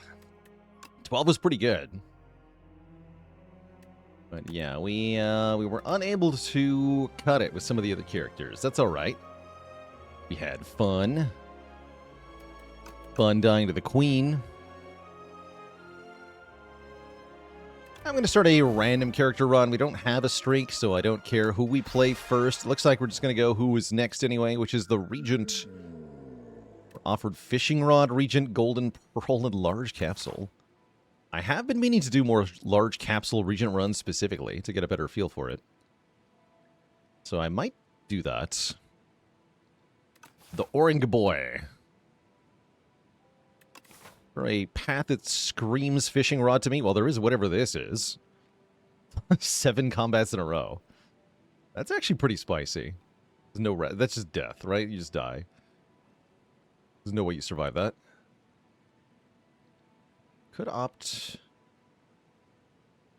Yeah, just dies instantly. How about we don't die? I'm going to take Large Capsule. I mean, this might die. You get Beating Remnant, Tiny Mailbox. The Remnant, not so good. The Mailbox is better, though. Mailbox is definitely a lot better. I could see maybe going this way.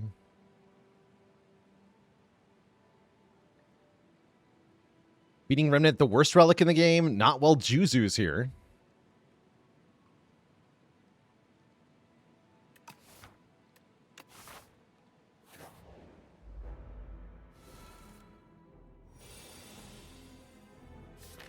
Okay, let's kill this one.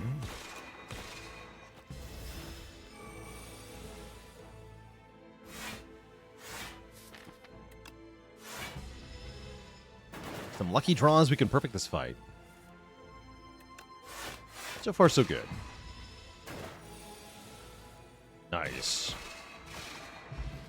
Okay, a perfect first fight is a good sign. Kingly Kick is here. That's probably getting picked. We could also take Celestial Might. I am a Kingly Kick enjoyer.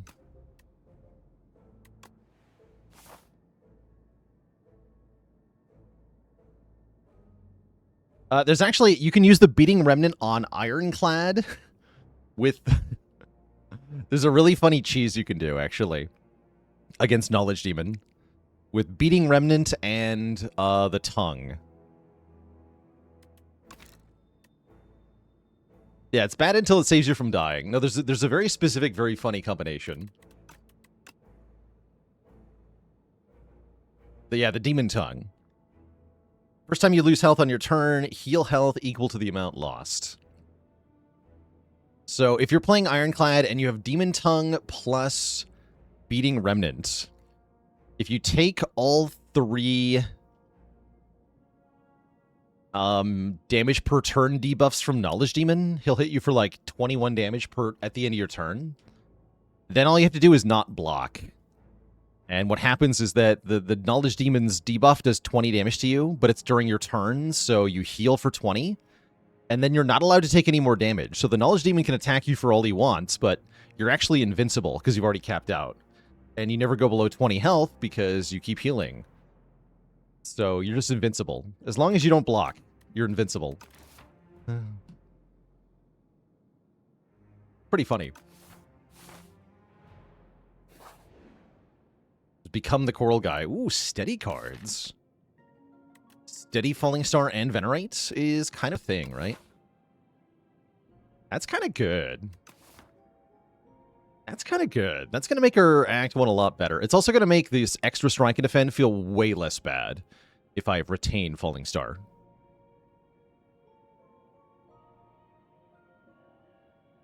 Steady kick? I'm not sure that I want that. You know, I'd rather, you know, draw back into it.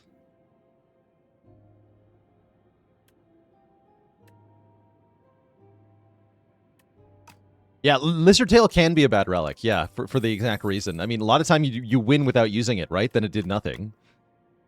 So that makes it bad, right?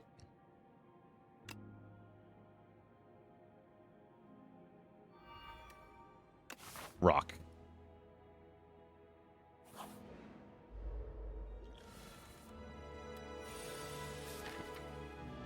Okay, Kingly Kick does 27, so let's get you below 27.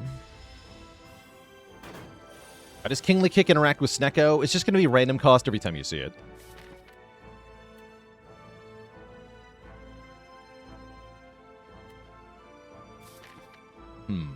This draw sucks. No, wait. How much damage do I have? 8 plus 18, 26? Oh, yeah, this draw sucks.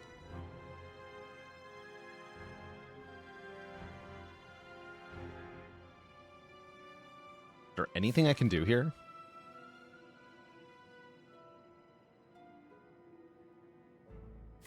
Oh, no, this is 27. No, I'm stupid. Yeah, Kingly Kick just kills this one. Okay, I'm stupid.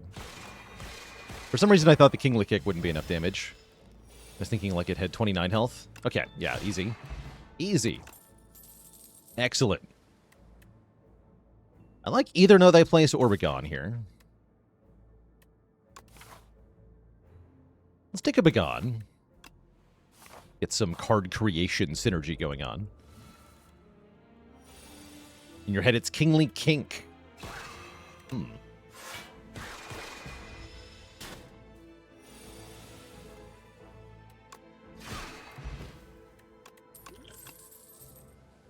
Charge.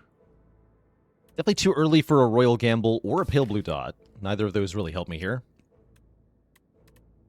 Although I do like Pale Blue Dot long term. I'm going to take the charge here. Charge. And then I just block 3 times with this draw. I think so. Next turn is going to be awkward. I'm going to develop some good damage next turn. We definitely don't. Okay, we have to gamble or what? I think I have to gamble here. This draw is sufficiently terrible that we're screwed. So yeah, let's gamble now. Okay, good.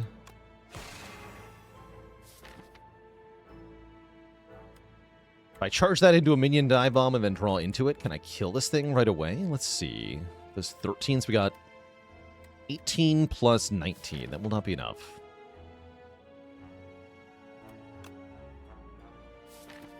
Alright, just get rid of Ascender's Bane then. Kind of sad, actually.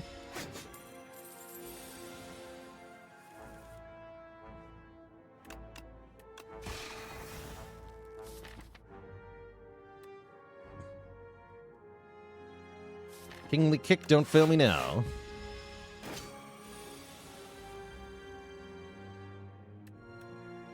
Thank you.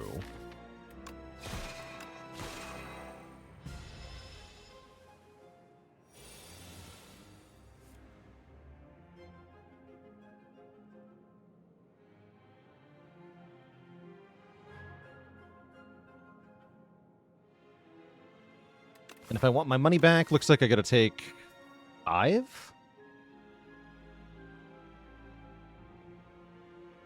No, more than that.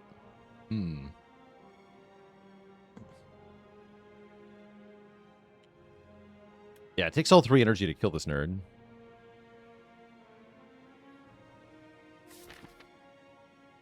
He's not holding a bag, even though he did take money. He's got 32 gold here. I guess there's maybe a threshold now. Interesting. Star Pot does save me 5 health here. It's not even a full amount. I think we just let the money go. I'm just going to let the money go, I think.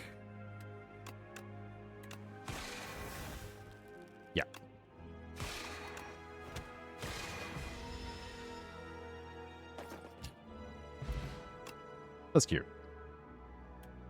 Pretty happy with the Cloak of Stars here. Yeah.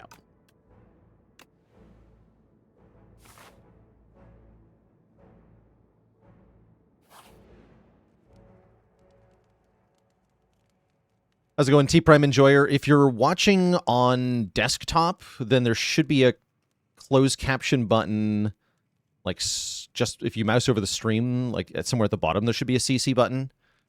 Oh yeah, we got a command for that. Yeah, that should help. Am I a Fresnel lens clicker? Yeah, currently I am. Click it basically every time.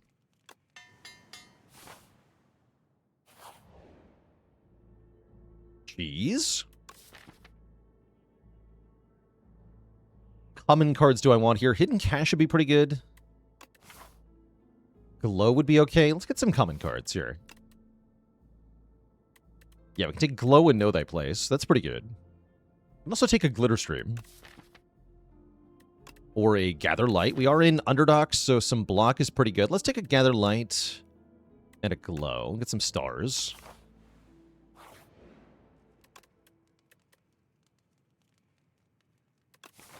And then I'm probably going to want at least one good block card, so let's upgrade our Gather Light.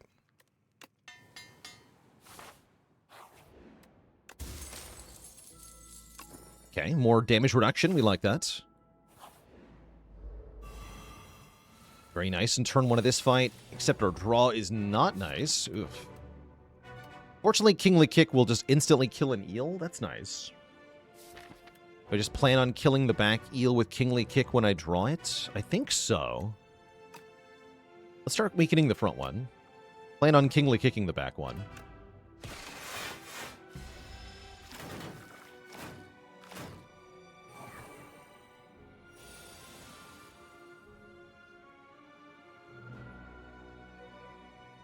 Kind of awkward. If Begone draws the Kingly Kick, we're in trouble here. I'm going to try it, though. So I should have charged first. Well, guess I'm just going to take a bunch of damage to the face. That's okay.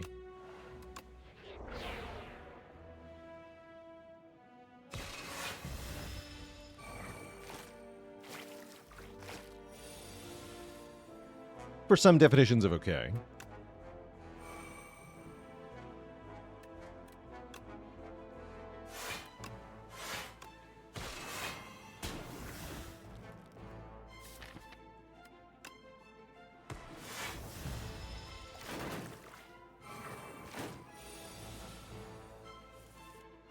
Okay, bottom decking Kingly Kick was not part of the plan, but this worked out.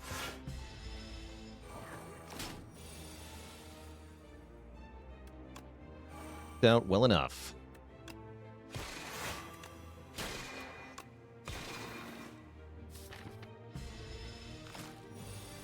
Now we can just rest and get more potions. I'm fine with that.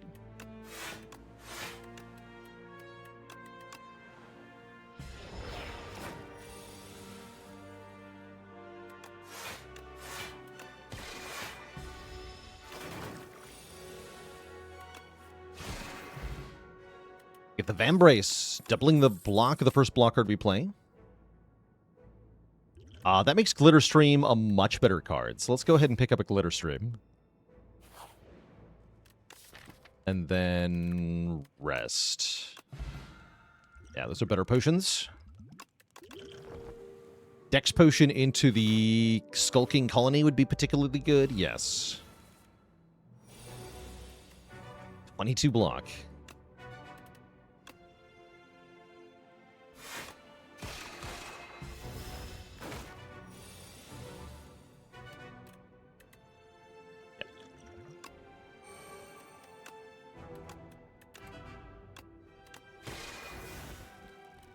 Nice. Charge.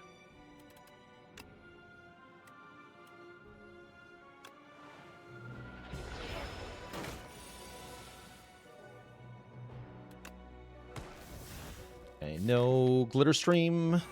That's fine.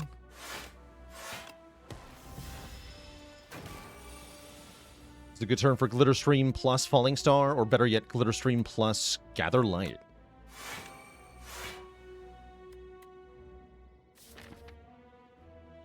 Seems good.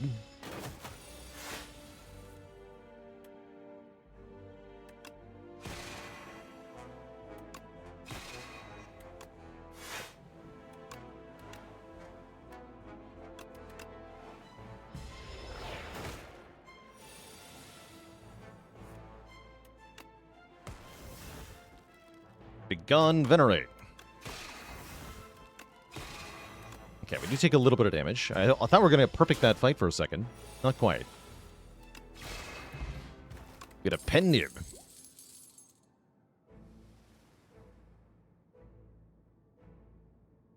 And a freaking Heavenly Drill with pen nib. I like the drill a lot. I'm taking the drill. Not inherently that good at the moment, but it has potential.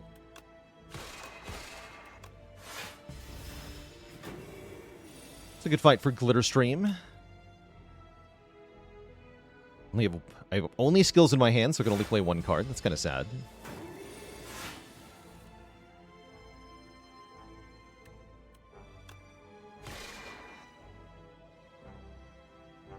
I want to charge, I can't block. Accept the block.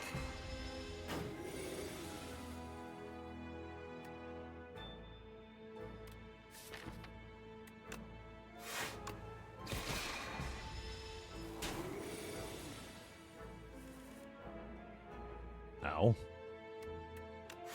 Heck. This fight is going badly.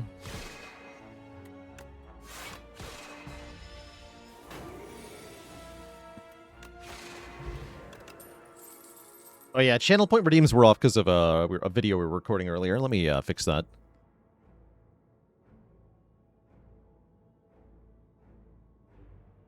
There we go.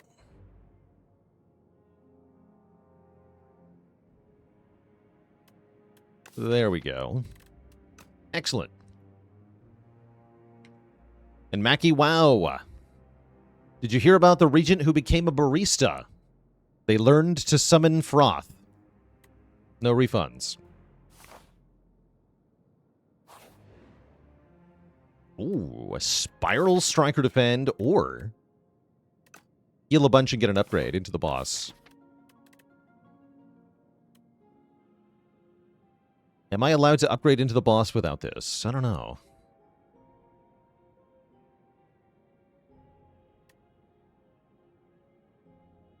Replay Defend is pretty good.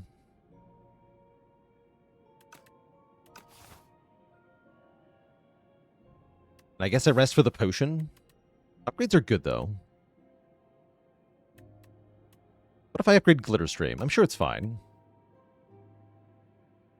Surely I would never die to Legavul in here.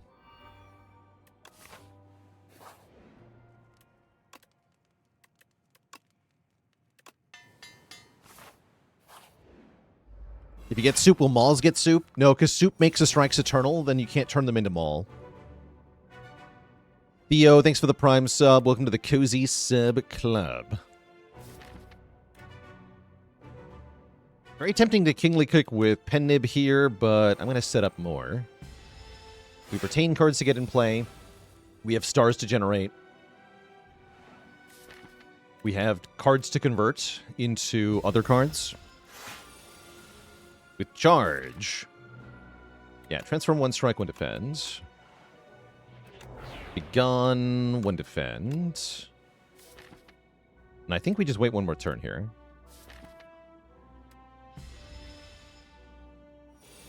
Like, shouldn't be too hard. Do I begone the Gather Light? That seems questionable. I guess I probably don't begone here. We definitely play this for 26 block plus 14 block next turn. I don't think I'm going to Falling Star yet. I'm going to throw these away. Bank 1 more star. Stars would be good here. Okay, get rid of 2 strikes.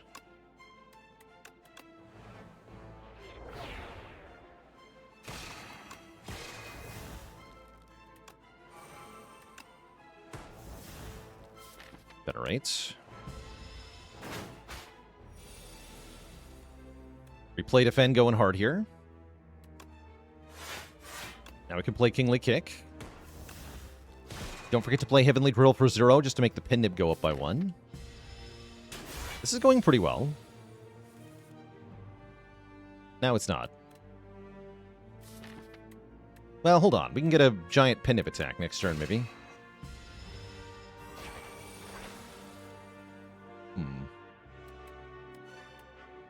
Uh-oh.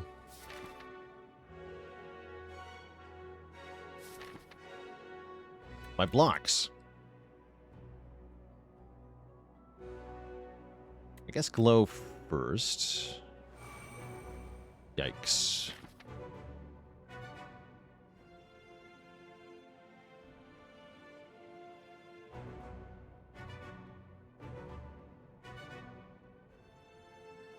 That is very unfortunate.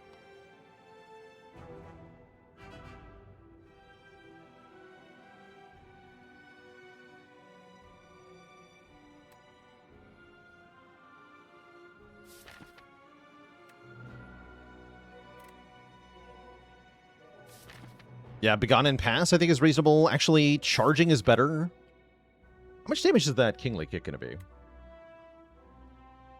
If we Falling Star... be 33 times 3, so it's going to be 99. Okay, yeah, we're actually fine. We're fine. There's no need to panic here. We just want to charge. Doesn't actually matter what I get rid of here.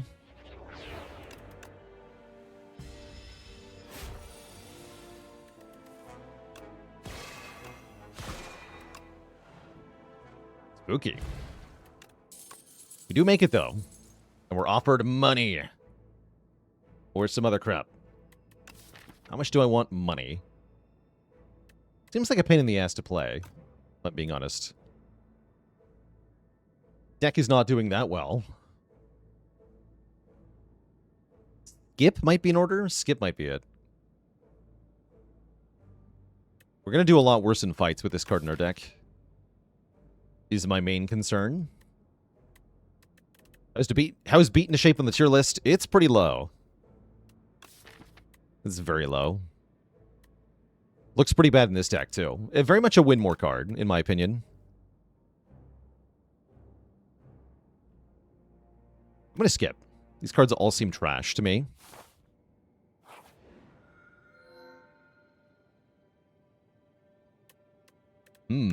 Choices. Big Hug, pretty dang good here.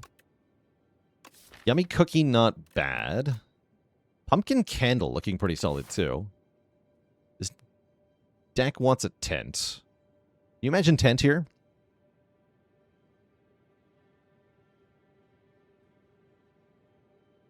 Yeah, exactly. Play an attack after playing all your attacks so you can make another attack bigger. It's bizarre. Feels a lot like Thunderstrike did in the first game to me, where it's in a really awkward spot of the better the card is, the less you need it. Hog Crankologist, thanks for the Prime sub in 20 months.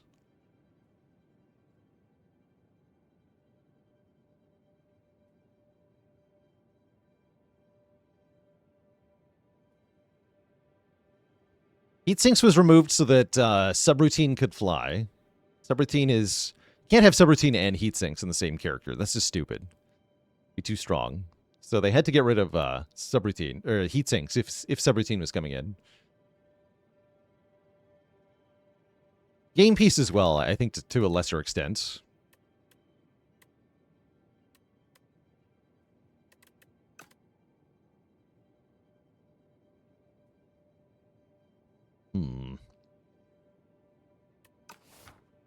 Oh yeah, I guess I want to take more events if I take the Pumpkin Candle. That's going to be awkward. Do like Energy a lot, though. Energy lets me use the Heavenly Drill properly. Energy goes really hard here. Would really like Energy. Let's take the Pumpkin Candle. I might regret this. But I'm going to try it. Hello. I am made of block.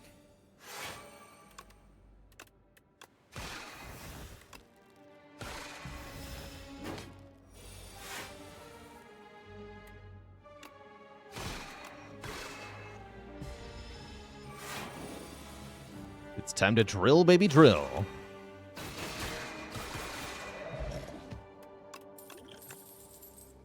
Ooh, gather. Wow, man. Pillar of Creation would have been really nice with the stupid thing. I think we still just click on it. This card seems to be amazing in the current state of the game. So, feels like a thing you click on when you see it. These are both pretty good too, though.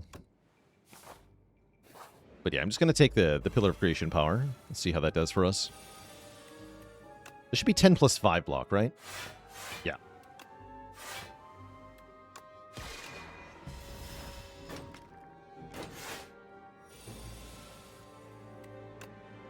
Blanc.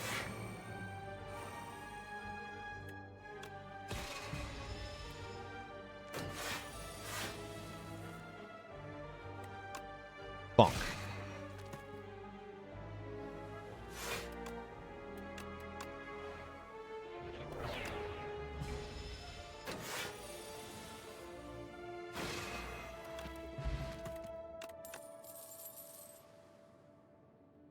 Skip these.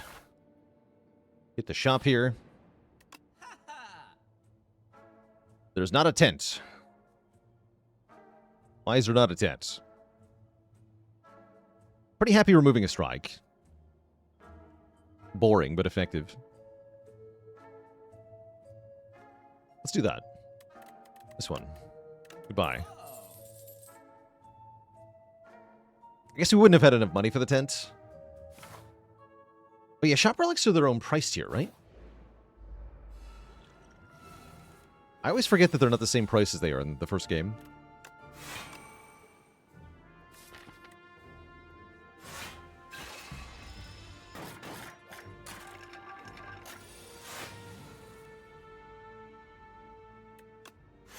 Get him.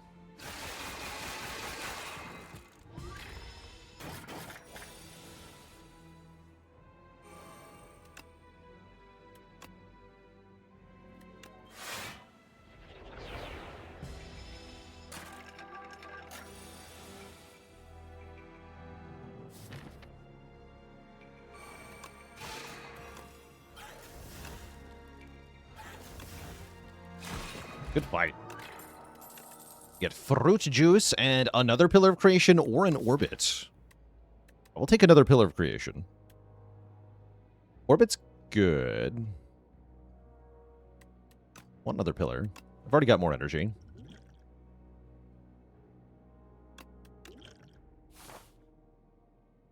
And I do want to kindle the pumpkin. I also apparently want to rummage around in the bargain bin at Wongo's. What's up, Wongo? It's Mr. Wongo himself. The Wonganator, they call him. What do you got? Bag of marbles. That's pretty good with Peneba 9. We have 208 Wongo points. Holy moly. Yeah, Orbit's kind of nice with Drill, because we can get 1 energy back. That's true. That is modestly nice.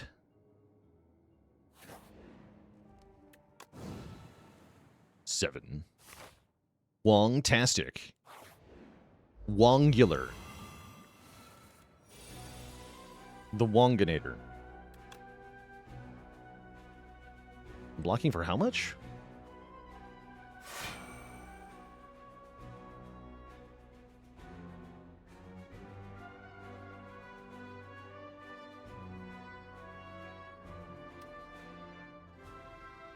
Updates at end of run. I see. Okay, cool. Don't need to block this turn, so let's do this first.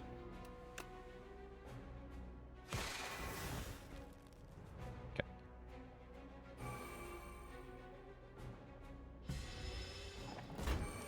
Not the greatest turn 1 of this fight, mind you. I am a little bit worried about this fight, as we don't have any source of area damage, but we do have good scaling of a sort. Depending on how you define scaling.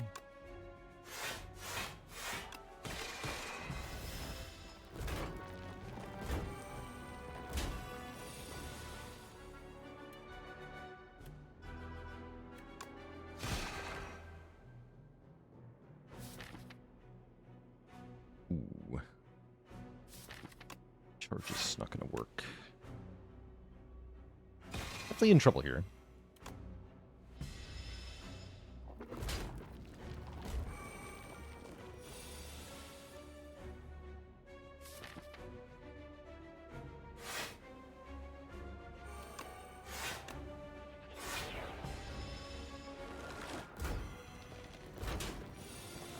definitely in trouble here.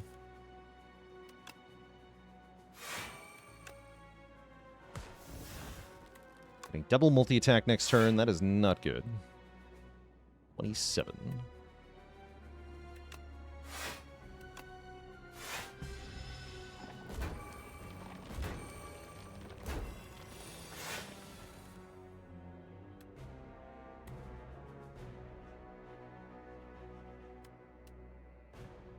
Okay, not that bad, actually.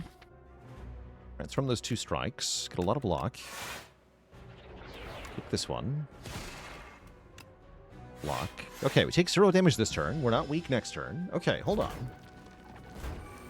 There might be hope yet. Yes, there is hope.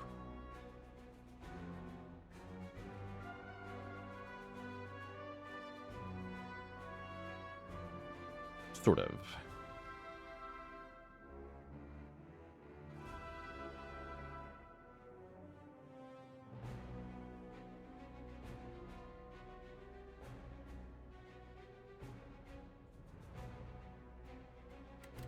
Be 16 by 3.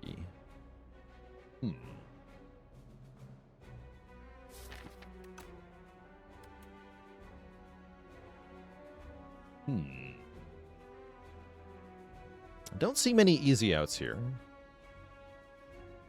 Although, wait, I can do something. Better Light than Falling Star here. Now, Heavenly Drill can do major damage.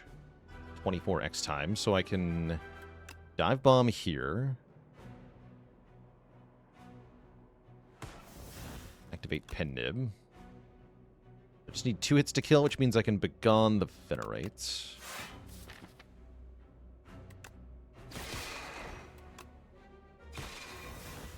Acceptable.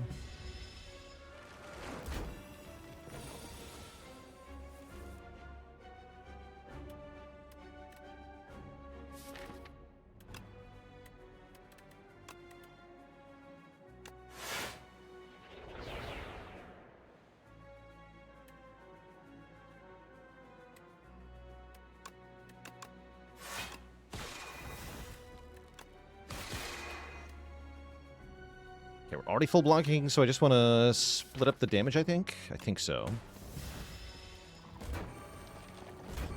Delay their death.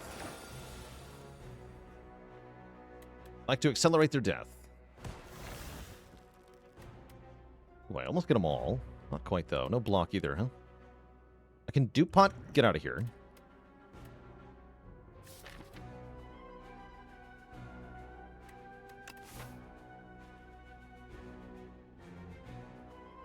I don't want to do that. Okay. No, I don't want to do that. Yeah, Dupe Pot, very good. For later. Like 9.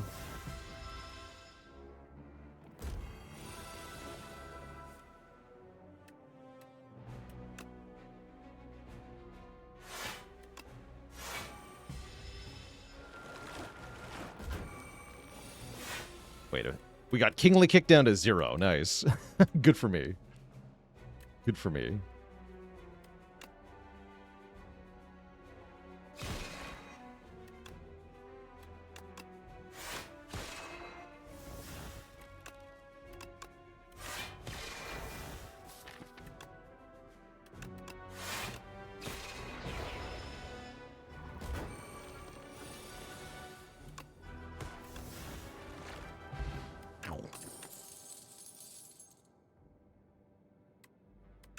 I guess if I just beat that fight, I don't really need Astral Pulse now, do I? I guess not. Skip.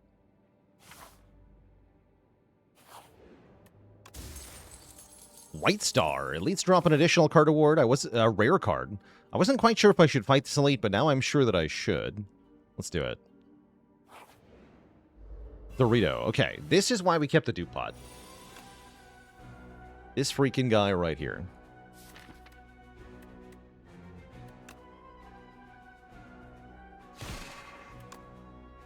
Ow. Perfect. Charge me. Alright, nobody needs Stinky Defense.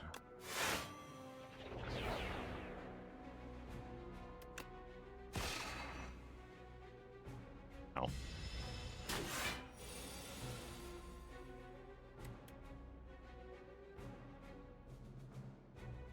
Okay. This appears to be fine. What if I just block for 1,000,000 with one card?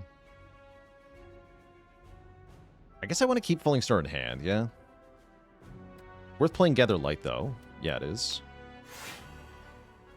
Full block. Just full block. Thanks, Vambrace. Advance the Pen Nib. Okay. Falling Star, Dive Bomb. This is 12 times 8. That just kills, right? 96, yeah?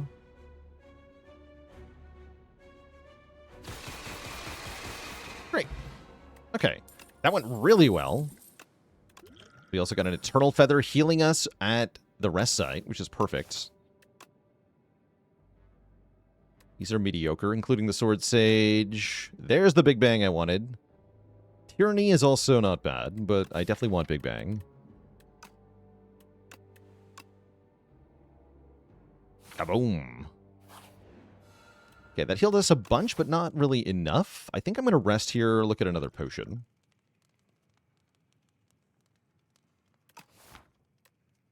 Let's have a nap. Take a cure-all. Okay, last elite is the bees. I can just kick for 105 damage on turn 1. If I dupe pot, do I just win on the spot? That's kind of worth, right? It's kind of worth.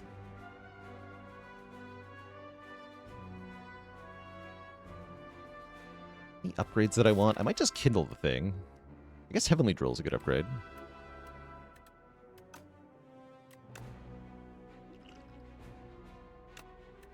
Bonk.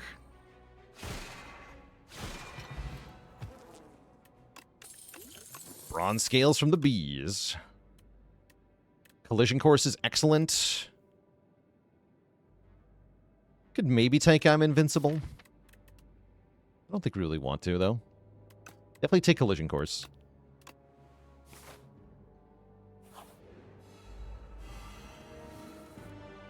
Rip Dr. Bees.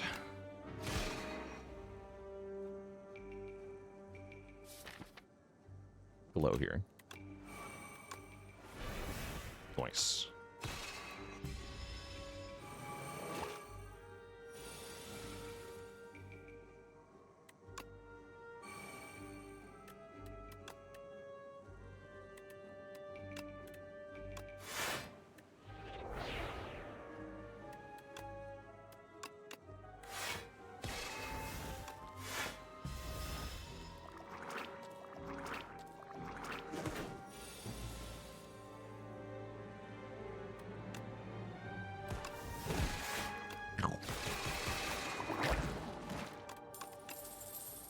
Okay, this orbit we can take, because it's not up against a Pillar of Creation.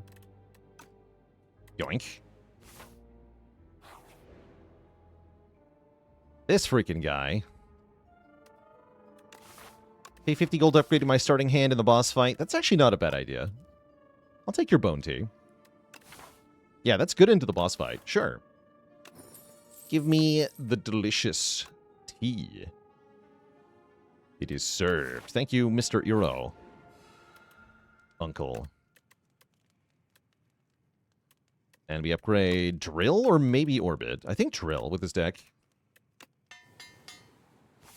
I had that actual teacup. That's right, yeah. Currently on the other side of the room, but I do have it. Alright, we upgraded Venerate mainly. Mostly Venerate. And the Replay Defense.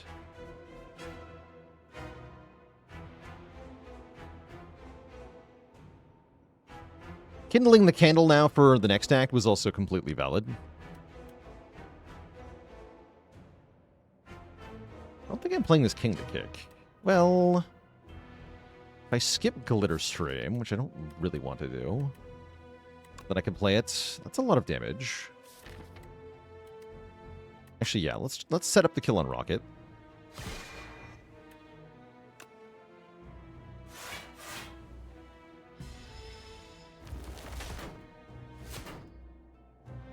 Should have a pretty easy kill here.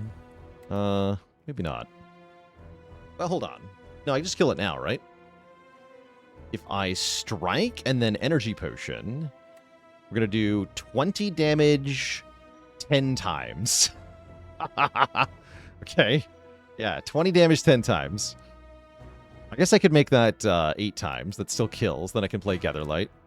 Or Pillar, but probably Gatherlight. Which I guess means we strike the Crusher. This is the only surrounded in the fight in the game so far. Yes, so far.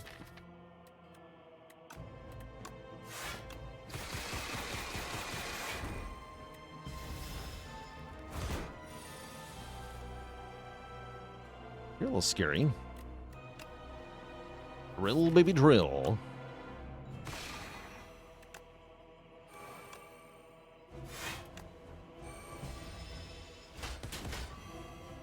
Pretty easy to fight one Crab Claw, though.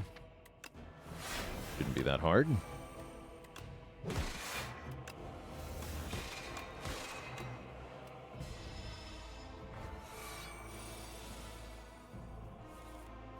Charge!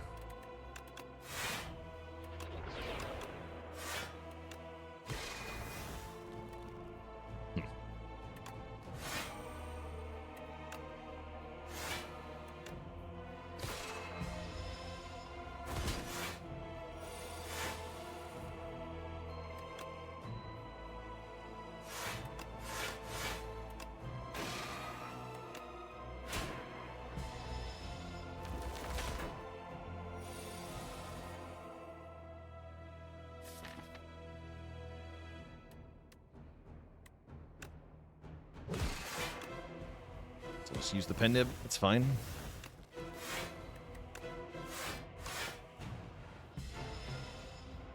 I think at this point we just want to hold on to the Venerate.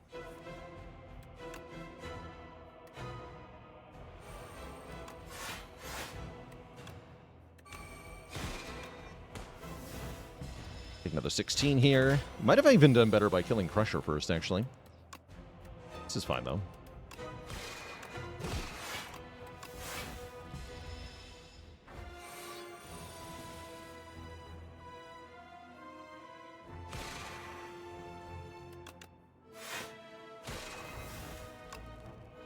Damage. Goodbye, Drill. Nice knowing you.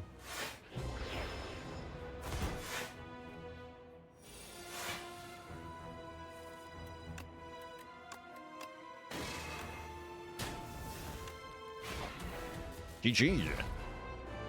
And Little, thanks for that gifted sub. Appreciate you. Okay, Arsenal can give us strength, or Big Bang can give us, well, more bang for our buck. Strength makes the drill hit really hard. Best rotating streak so far is 12.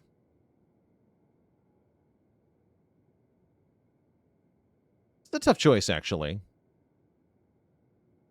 I think I want Unarsenal, but I don't think I want this one. Is that true? Very tempted by Big Bang.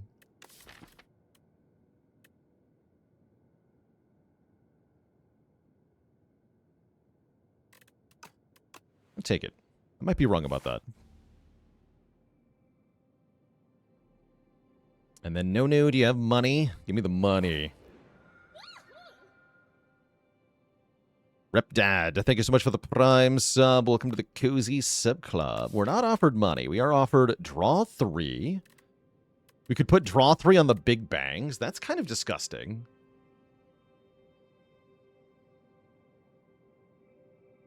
Oh, Bubble Lova says you can get offered Jeweled Mask without any powers. Interesting. Guess I was wrong about that. They might change that, though, for the record, for what it's worth. Appa with Candle. True. It does kind of help. We are going to lose the Candle for a bit because of these rest site placements. That's a little bit annoying. Not too bad, though. I would like to fight a couple of elites because, well, the White Star. But yeah, we are going to lose the... We're not going to have the Candle... I guess for this fight. We can just go this way, though, right? This is not too bad. Kindle here. With the Eternal Feather, should be very possible to kindle. Yeah, it's not too bad. I think I just want the Swift. Swift seems absurd.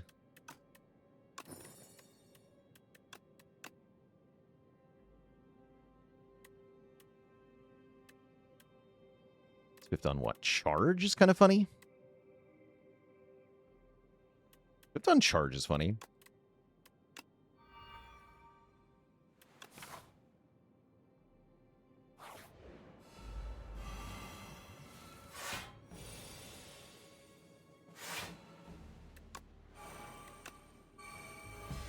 Spike nerd.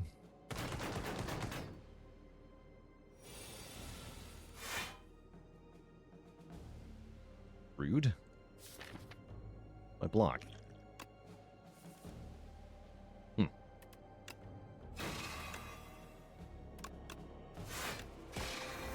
There we go.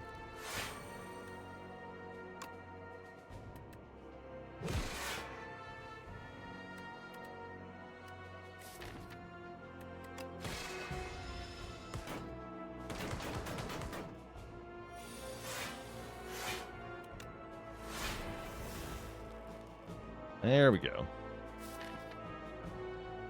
It's more like it.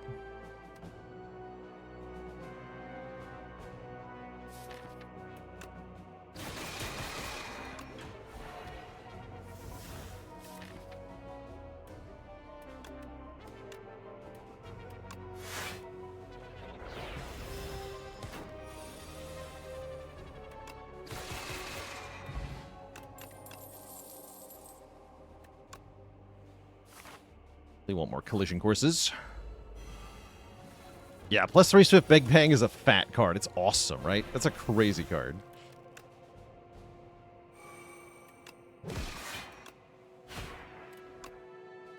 That damage in there.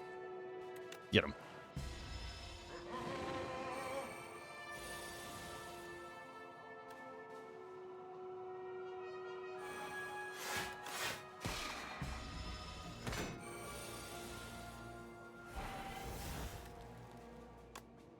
Ooh. 200 damage. Face plants into the dirt. A resonance challenge where I have to win with resonance? Sounds impossible. Already have enough stars here. I don't really want more stars. Block is good, though.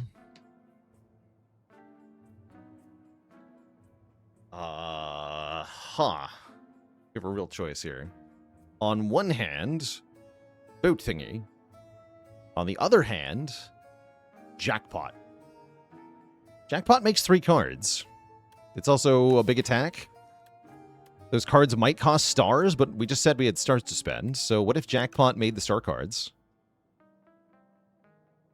I'm kind of into jackpot here.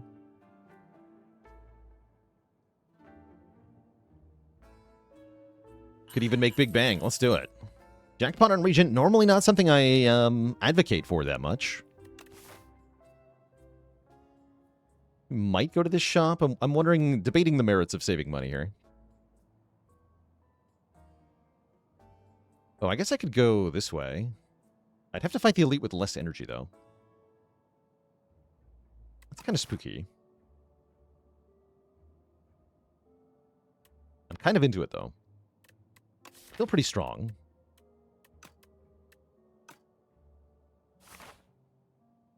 Let's see how the event goes.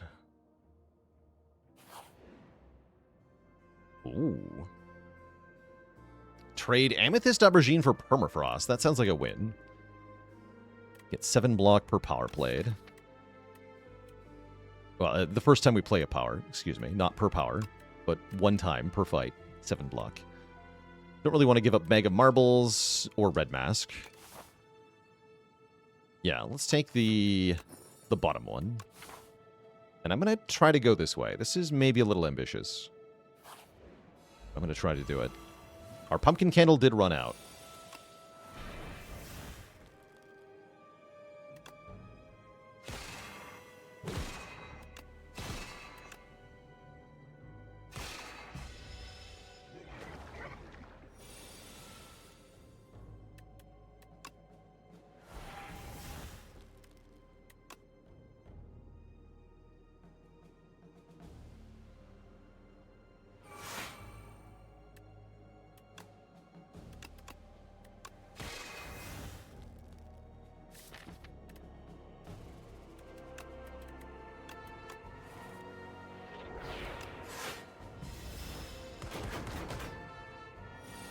Next turn could be trouble.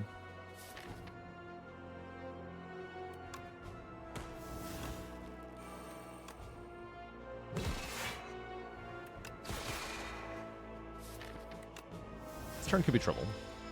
This is a big attack for 36, and I have how much block?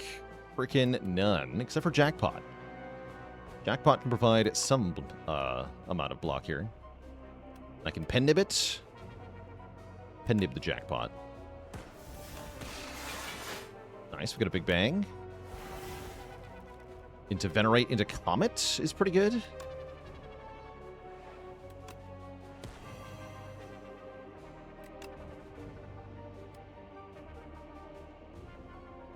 If I Cure All, can I KO this nerd?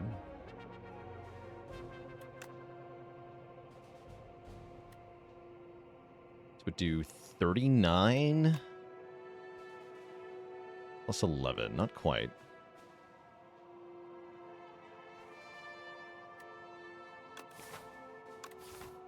Is Regen Potion in the next fight? Okay, that's fine, I think. I slimed. Is there anything that I can hit? Collision Course.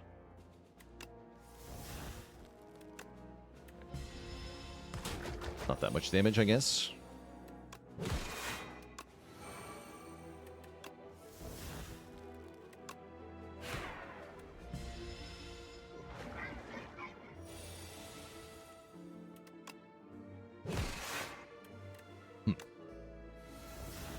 Perfect. Okay. We do get a potion, so using the regen potion would have been nice. I'll take a Quasar. Choose a colorless card to add to your hand. That seems pretty good. I'll keep the current potions. Okay, this fight's going to be pretty tough. Very much so. Only a little worried here.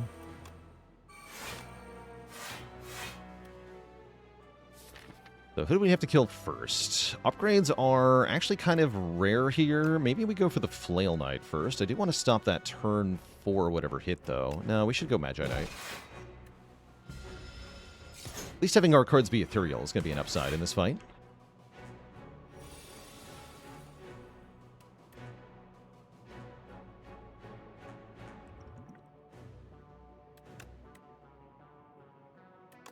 Mayhem. Now, Prolong is good with Glitter Stream here. Let's take Prolong. Makes me want to get the orbit down, huh? I'll do it.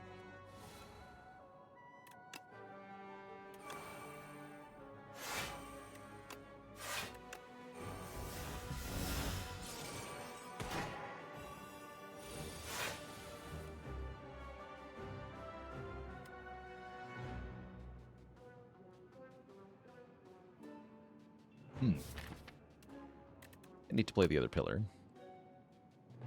Oh no, Jackpot refunds me energy, right? So we can Jackpot first. Nice.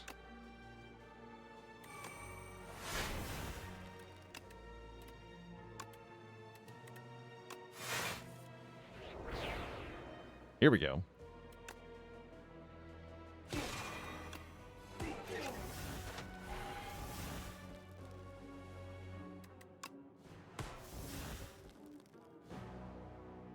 Play an energy, get an energy back.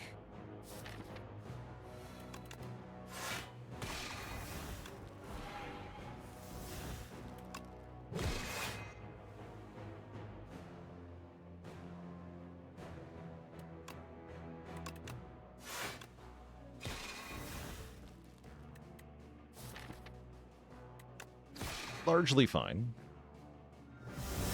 Goodbye, cards. It was nice knowing you.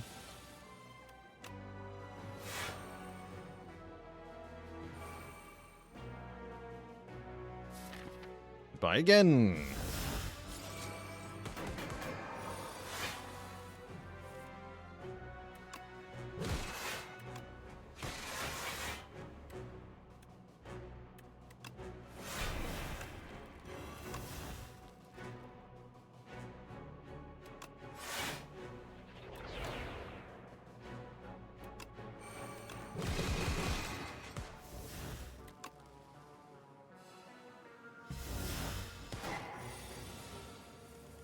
Brilliant.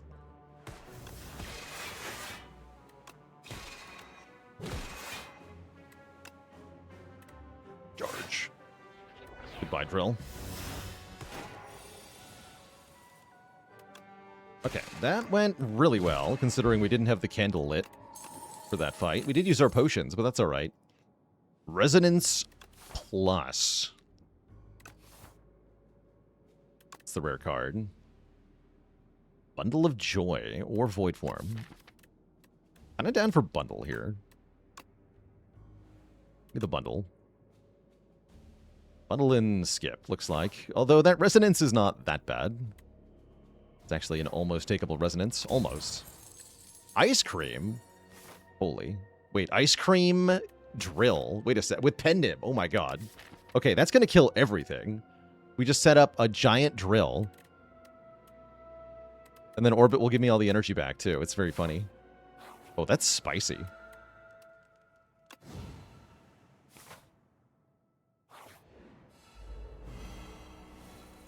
Oh, that's real spicy.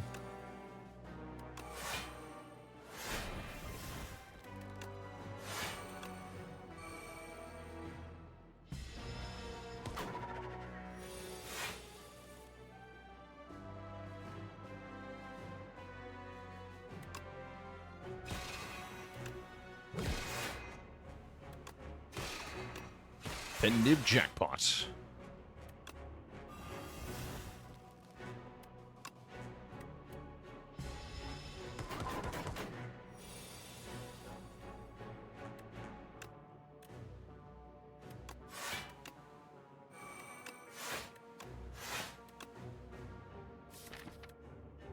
Need stars.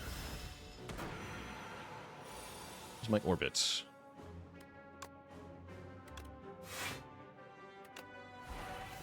There it is.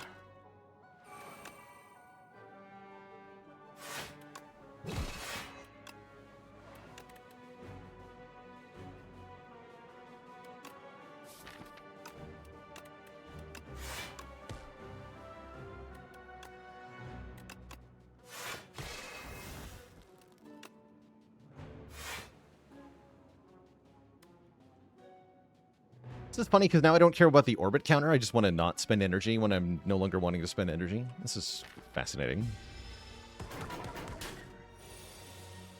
Simply fascinating.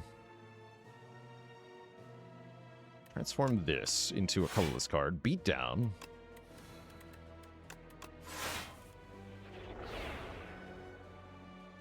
How much damage is this? It's 12 times 7. 84, right? GG.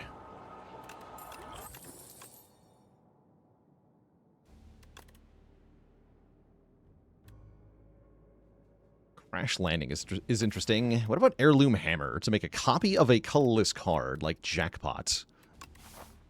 Interesting.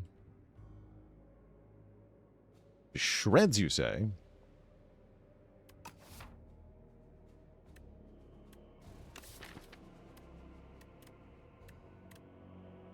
I'm going to take Heirloom Hammer. definitely clunky. But that's hammers for you, right?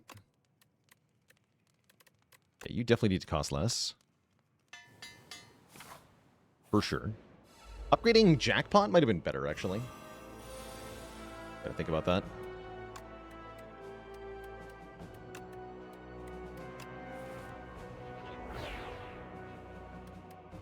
Alright, time to die. Ubex nerd.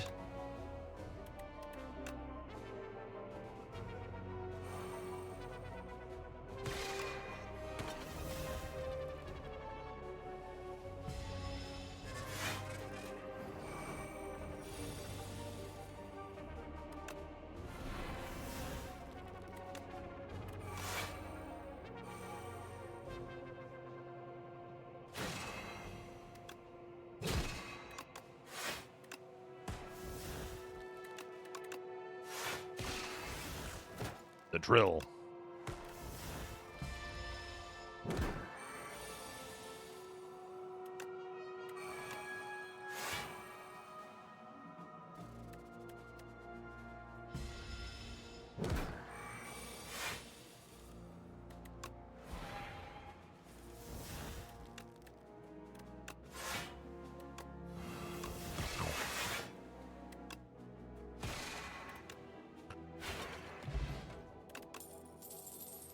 Plus.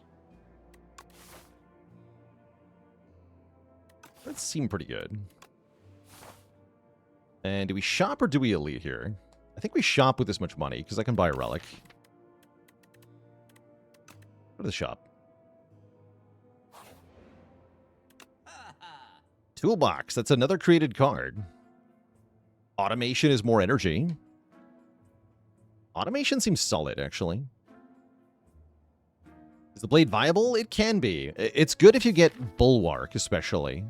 I tend to go to blade builds with an early Bulwark. I find it seems to be easier to get into card creation. But yeah, the blade can work fine. Definitely want a power potion. That means no toolbox. Okay, let's buy automation then. Great. And since we have enough pumpkin candle for the rest of the run, and I have 2 potions and I have full health, we might as well upgrade a card. This one's pretty good, but we want the jackpot upgrade. As we go into Aeon Glass. You get jackpot on turn 1. That's pretty exciting. Also got a power potion here. Arsenal. Okay, perfect. Just power pot the arsenal that we needed from the very beginning. Excellent.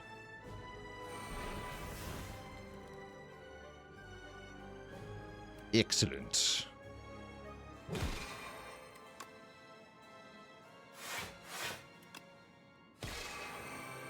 Two more collision courses. Perfect.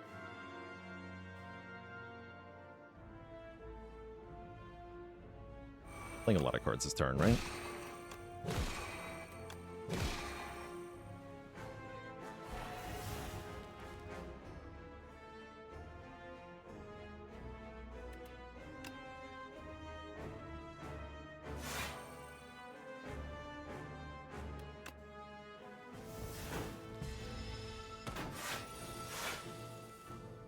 Here's my orbit.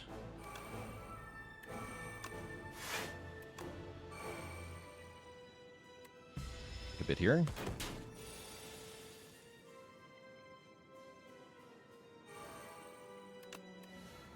Charge me.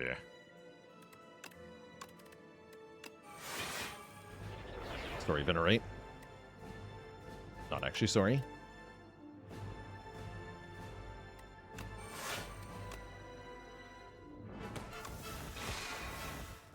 I don't think I want to play any more cards here. Next turn looks painful, although Bundle of Joy can save me.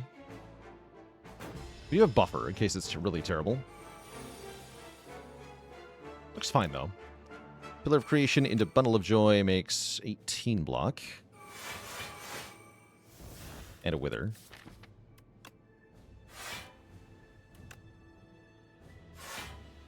Seems largely fine.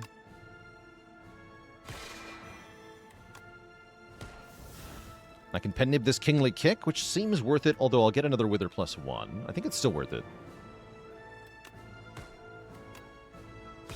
Yeah, we do massive damage. We almost win. But yeah, we are taking some damage here. I think the buffer potion's better against test subjects, because that guy can hit for a lot more. Might as well play Sovereign Blade, then, instead of prep time.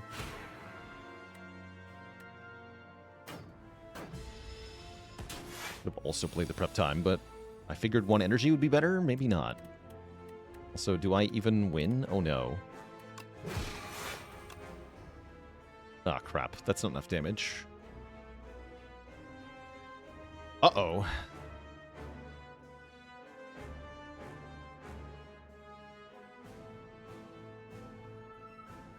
That's really bad. Definitely, I mean, there was definitely a lot of junk in the draw pile, so I definitely could have bricked here. Not that unlucky.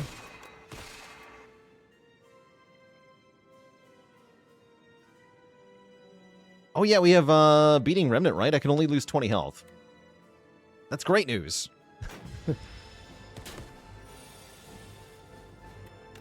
Bonk.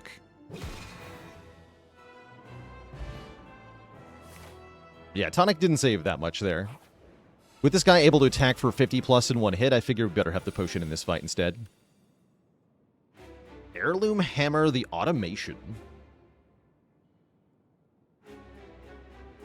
In my ice cream deck. That's kind of good, right?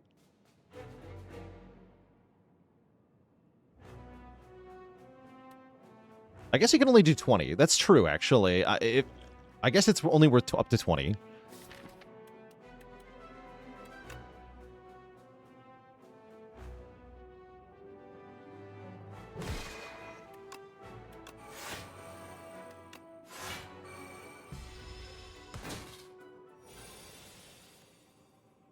Here, for example.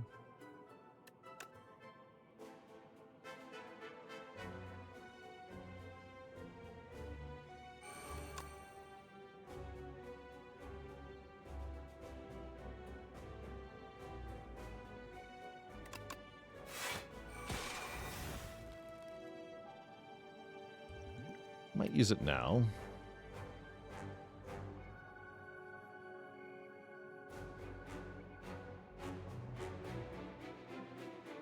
Yeah, I think it's time to use it now. The tonic.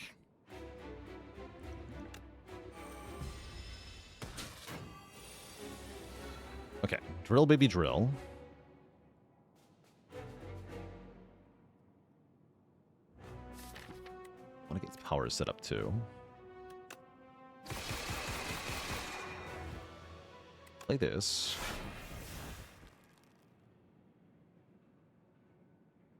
Not much happens. That is okay, right? That's okay.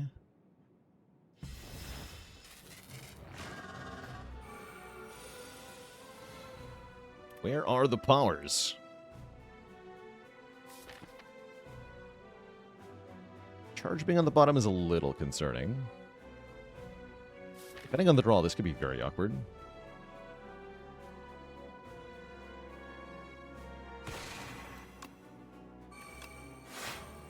Are going to get a wound here.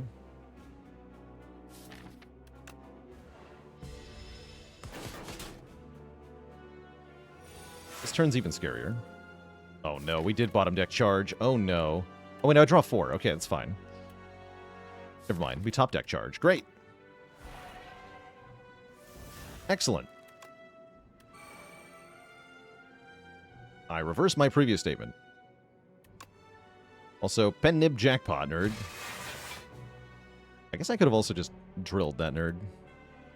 To shreds, you say.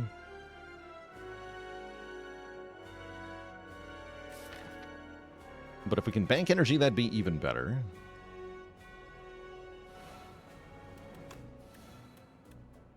Wound and a strike. Loads of energy.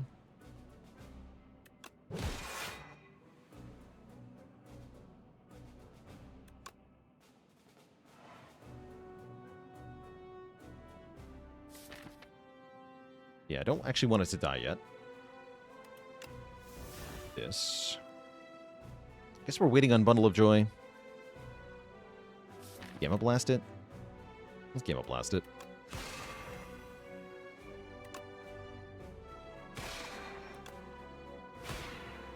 Perfect.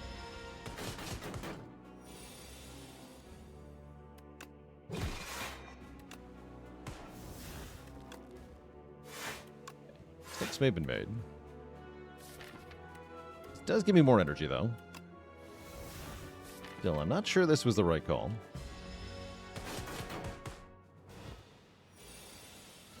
Actually, 21 is the perfect amount of health to have. I accept.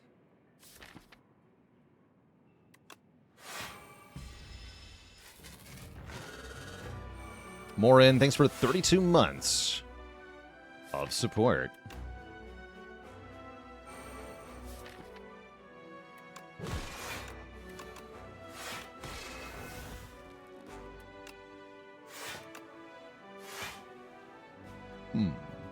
Don't want to take one, do I? That sounds pretty bad. Yeah, just get the drill next turn. Surely this will work out.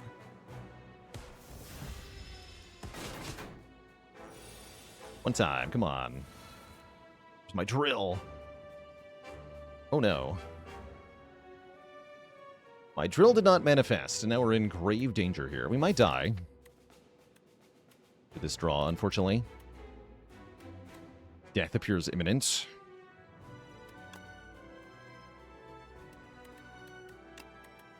With this wound. Yeah, we're not dead this turn. Or next turn, I guess. So we do have another turn to draw the drill. Yeah, we do have one more turn. Draw the drill. Because we cannot die here. Remnant saving our life. Okay, so Remnant kind of showing that it does have a use. I did not draw the drill. Okay, this is promising. You got jackpot. Stuff I don't want, some stuff I don't want. Is there any way Mayhem can screw me? I don't think so. Don't play Finesse. Alright, a hit point and a dream.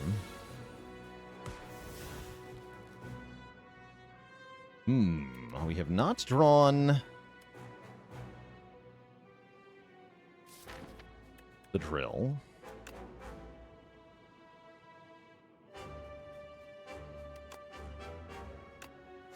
Yeah, we can Heirloom Hammer the Minion Strike to draw one more card here.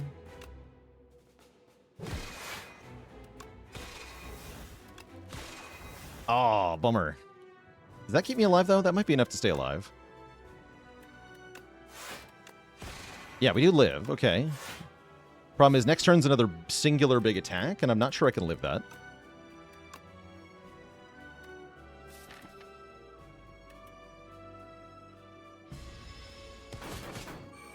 This is now, what, 40, 48? 48's big spooky. But there's hope. If I can block this, we win, because the drill's on top. So we gotta live. Just gotta live. Random BS, go! Random BS that makes more random BS. Also go. Oh, it's not enough block, though.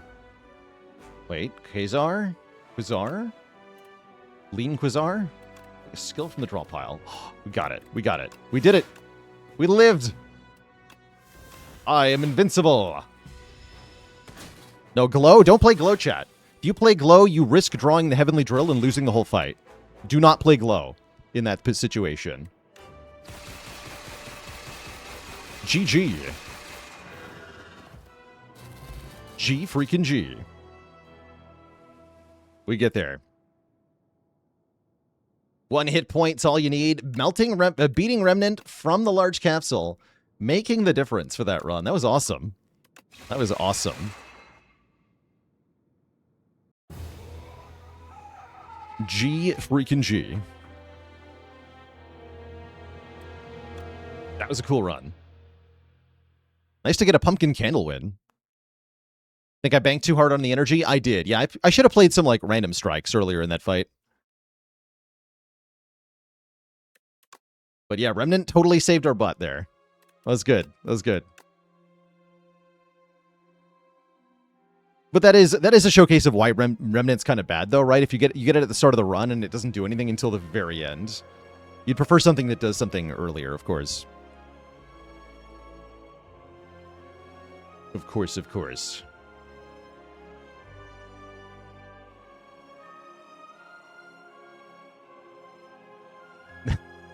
Blue Smoke Instrumental. I just thought of this one.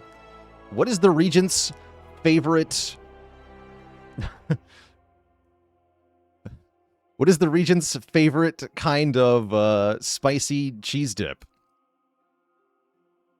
Chili con Quasar. No refunds. All right. I'm going to take a break here. I'm going to refill the legs, stretch the water. When I return,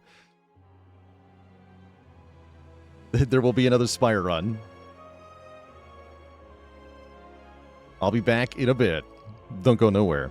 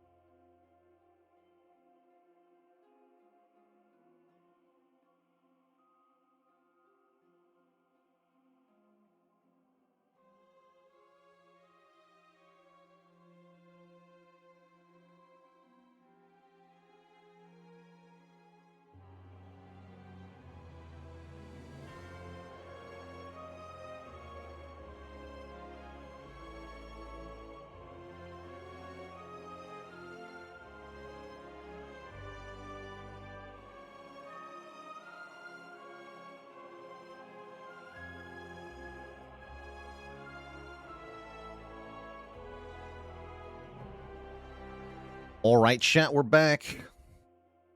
By the way, did y'all know that the game vote is open? The July community game vote. Every month, people vote to help me pick a game to play on stream, something I've not played before, or at least played recently. You can vote for any number of games by following that Google Forms link there in chat. And dropping a vote, I'll promote that one. Yeah, there it is.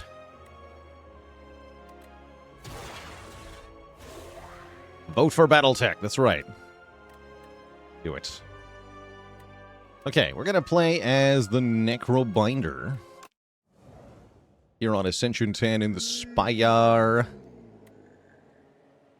For an Overgrowth. Golden Pearl is no good because the shop is too far away. This might be a Kaleidoscope start. This might just have to be a Kaleidoscope start. Kaleidoscope alert. Oh, Battletech didn't even make it to the main vote. No! The sadness.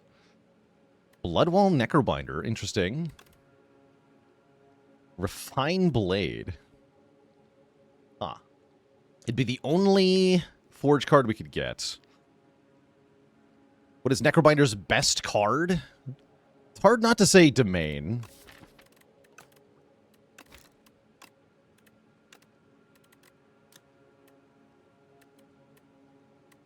Domain is definitely up there. The bonus energy and draw per turn. But there's a few other good ones. Debilitate before the nerf was really good. Dirge originally was really good. Still quite strong. Light of Flesh is probably one of the best remaining. I can't believe this hasn't been nerfed yet. Yeah, Sleight of Flesh is crazy good. I think we only want one card here. Do I take this Bloodwall? Seems kind of wild on Necrobinder, and yet maybe it's good.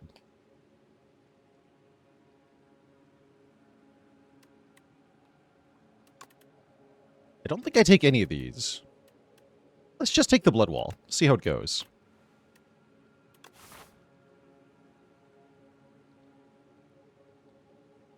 And that is a scary Overgrowth layout overall. That's pretty spooky. How do we even? Insane of You, thanks for 16 months of support. How do we even?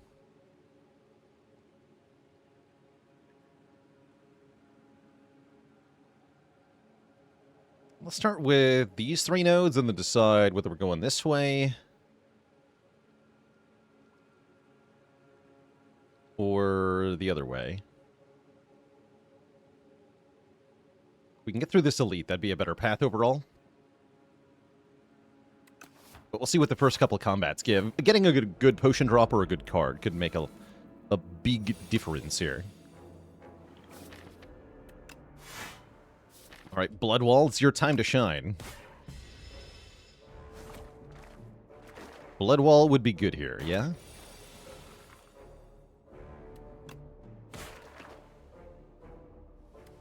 Yeah, we lose 2 health, but we keep all of Osti's health. It's a very Necrobindery type thing, right? A wall made of blood.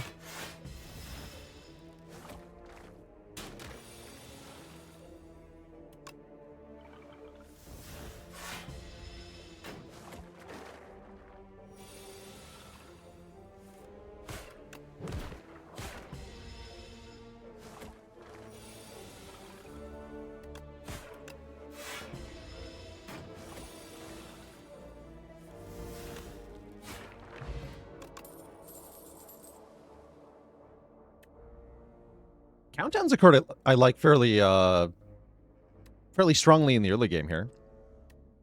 I also don't completely hate Reeve. Let's take a countdown, though. But whose blood is it? Sword of Stone, I don't really like on Necrobinder. I do like money. I will take money for later. Thanks. Yeah, I'll take the money.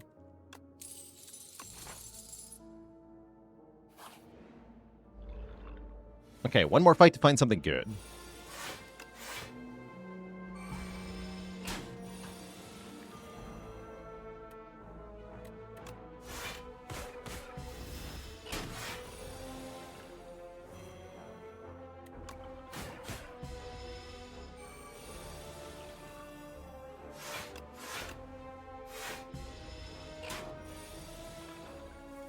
Doom be upon ye. Doom. Okay, Flex Potion's good for the elite fight. So is a Putrefy, perhaps? Spur is a better defensive card. Don't hate Spur, but I definitely don't love it here in Overgrowth. Yeah, if Strength is good on your Necro run, it means something strange has happened. Yes, I agree. Take Putrefy. And I'll lose 8 max health to get a Relic? I think so. I don't really want to lose Field of Full and get a crappy Curse. Give me a Courier. Okay, that shop is getting better and better. We just have to make it to that shop. And the Spore Mine event. I haven't seen this in a long time. You stumble upon a clearing bathed in an unnatural blue glow. Something embedded within the largest mushroom. Remove 2 cards and get a Spore Mine Curse. That's pretty good. Or 129 gold for a Relic. With Courier, that's a little bit less good of a deal, but it's still a decent deal, as we get the benefit right now.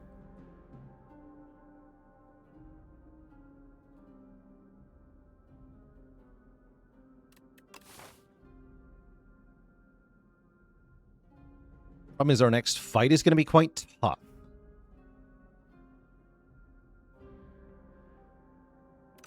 I'm going to go remove 2, but I'm scared. I think I should remove 1 defend.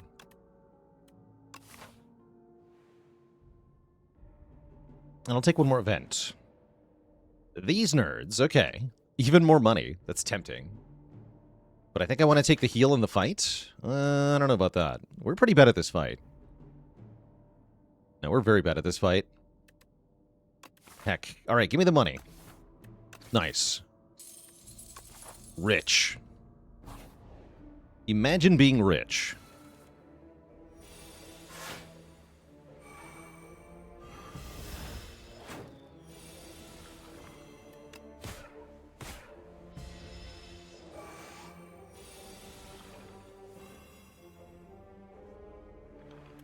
Imagine being alive.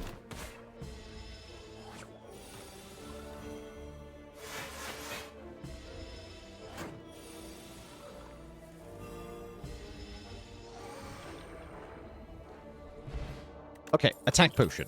That's really helpful. And then either Defile or Blight Strike. I think I want the Blight Strike. It's a good Defile, though.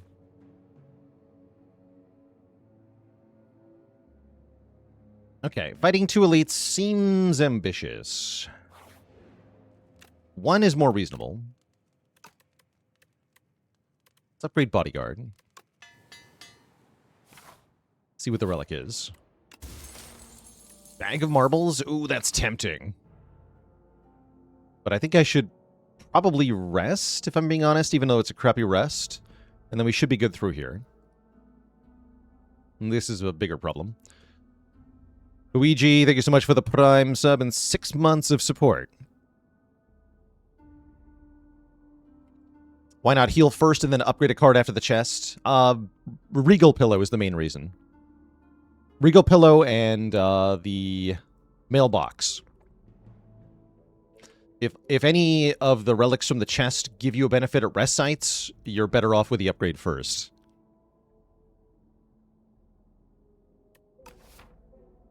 And yeah, I don't think this deck takes on this path with 27 health, so we're going to go here and rest.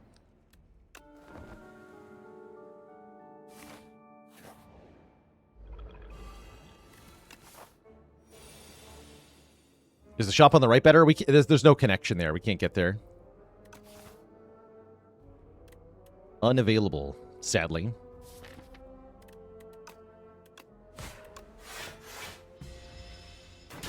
This fight's a little spooky. This guy can make our attacks cost more, which is really not that big of a deal.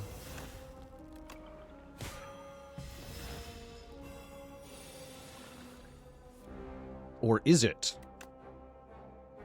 I guess it is.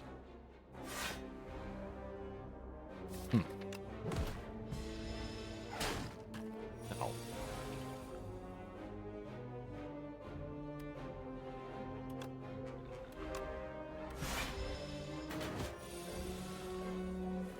Okay.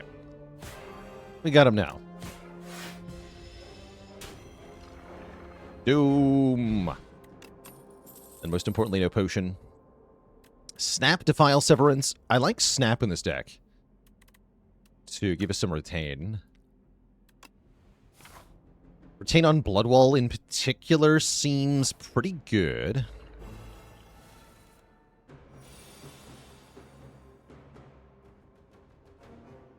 Alright, alright. Attack pot, what do you got? The Bird of Evil. Okay, is this lethal if I flex potion as well? Probably not, because Snap and Unleash don't benefit. How much damage do we have right now? 40, 49, 59, 69. Nice. That won't be enough to kill, though. That's sad.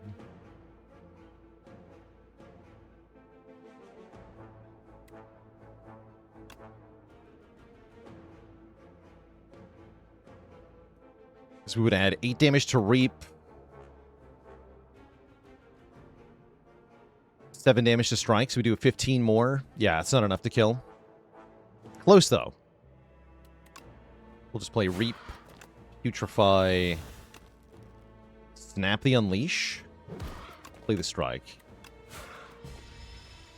Take 13.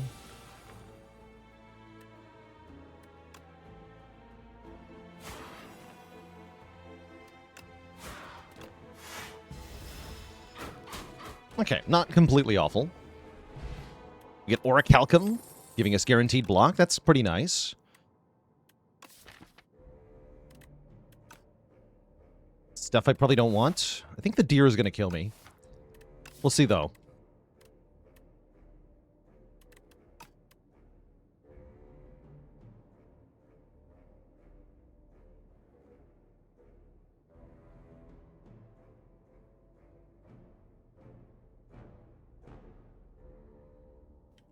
Yeah, I'll skip these. Isn't Invoke just always good? No. Definitely not. A card that only does stuff on the next turn is not always good. Absolutely not. No, sometimes you need stuff right now, and that will not do enough. Speaking of not doing enough. Okay, I think I found the use for our Flex Potion. Letting us kill this thing.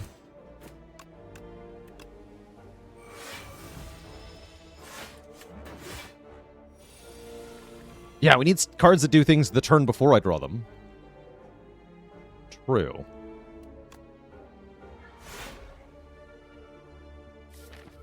Guess I Bodyguard here.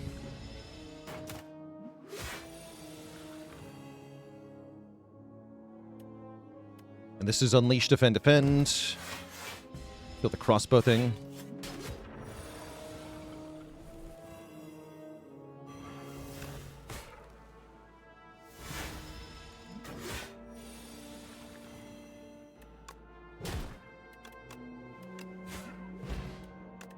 Okay, we make it to the shop with 399 gold and career. That's effectively 500 gold.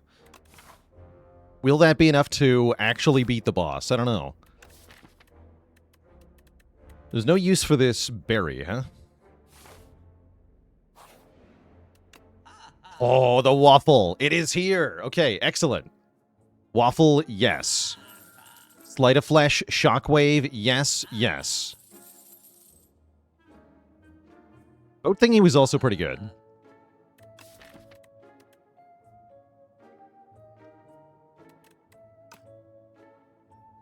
Negative Pulse, yes.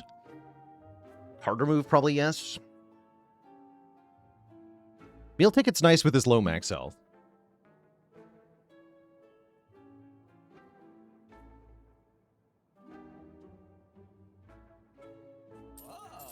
And yeah, let's remove Spore Mind. Okay, that was an excellent shop. Our difficult path through Act 1 has been rewarded. And now we have an upgraded Sleight of Flesh.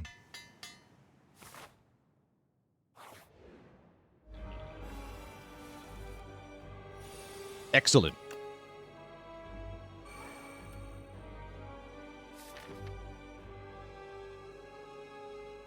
I'm going to hold on to this Putrefy. Yeah, Waffle was super lucky there. For sure.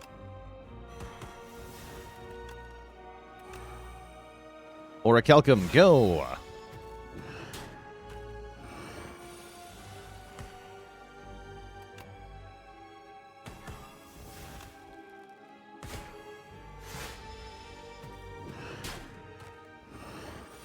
We already stun it.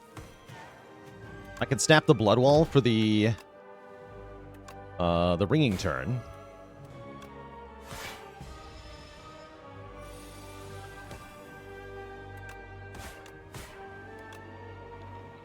It's also kind of just dead.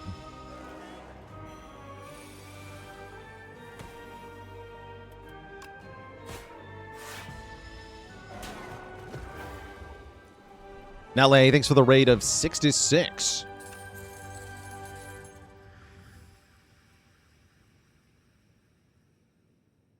Yeah, we didn't even need that waffle, actually. That's kind of funny. Probably we take a Domain here. Domain is great. Squeeze is not that bad either. Domain is excellent, though. The best card.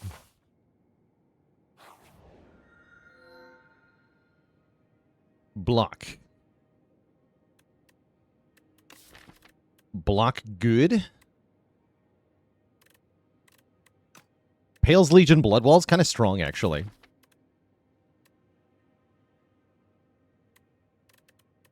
Yeah, I'm not a big fan of Relax here, or in general, but I'm definitely a fan of Pale's Legion. Doubling a block card every other turn, very, very useful. All the shops are early this time around, so either we save the shops for next act, or we just go to one early. I wouldn't mind removing a strike, so I'll probably just do that.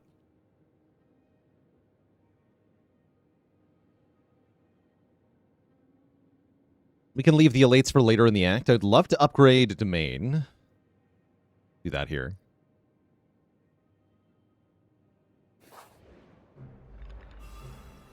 Fine Tooth kills you a lot. Yeah, I've also found that it can do that.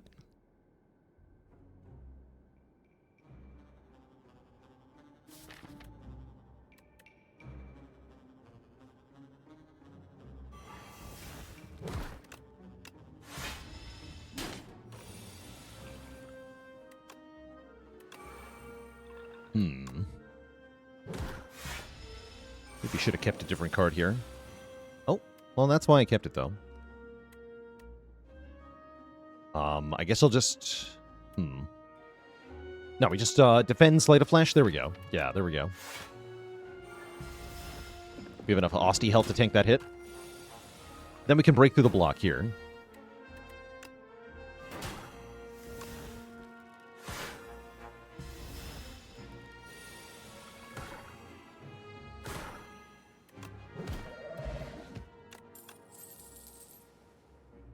It says Doom on it. I'd prefer an upgraded version of that card. I'm going to skip that one.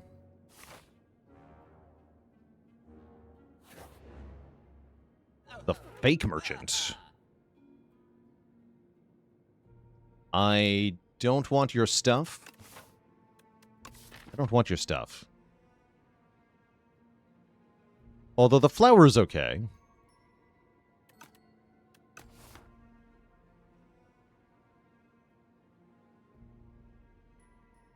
That'll stop me from removing a card, though. Kind of annoying. I'm going to take the remove instead.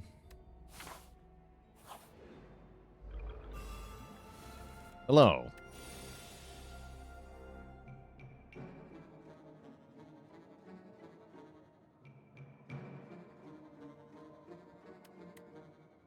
This is what? Slate of Flesh, negative pulse, skip the shockwave. Yeah, it's gotta be skip shockwave here.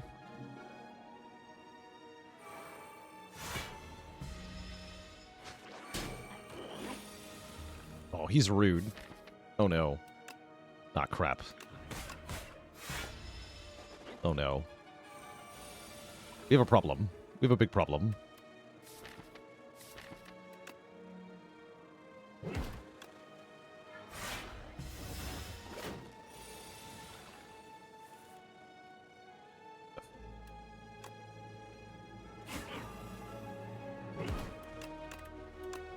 Okay, I think we're fine, though. Yeah, we're fine.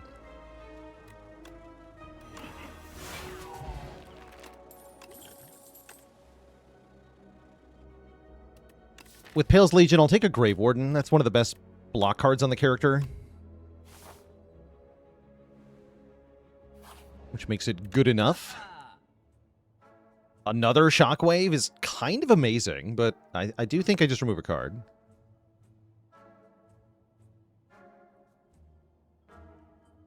Yeah, I'll just remove a card.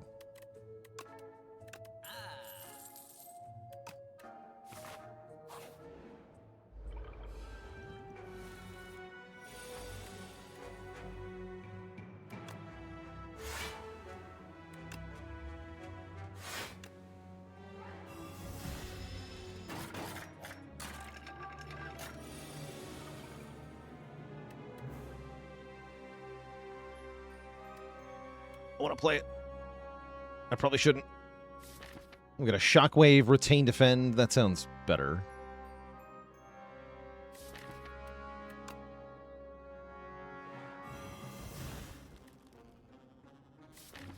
I guess do damage to the one that is not weakened.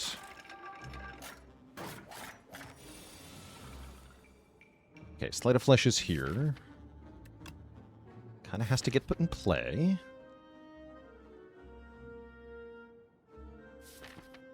Next turn's awkward, though.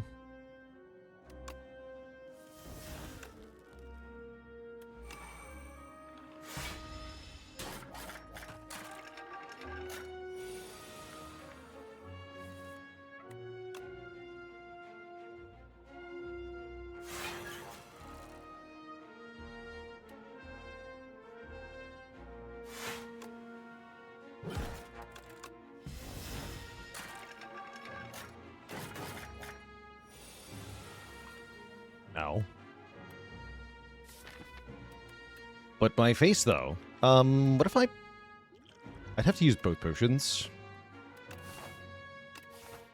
That's kind of unacceptable.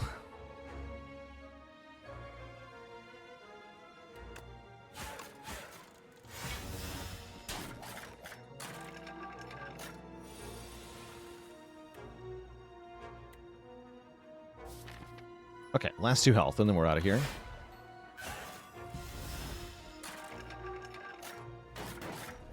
Doom.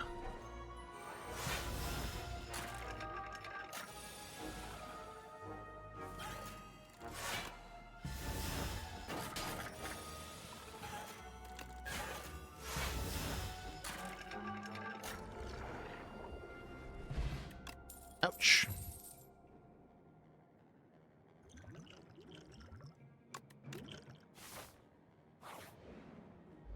Okay, this fight is also somewhat scary. We got Domain turn 1. Oh. It's not good. I guess I probably don't play it, right? We go Blood Wall Countdown. That sounds much more reasonable.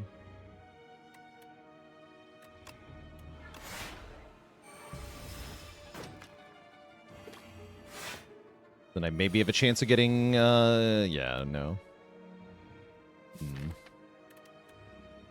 Well, guess I'll die.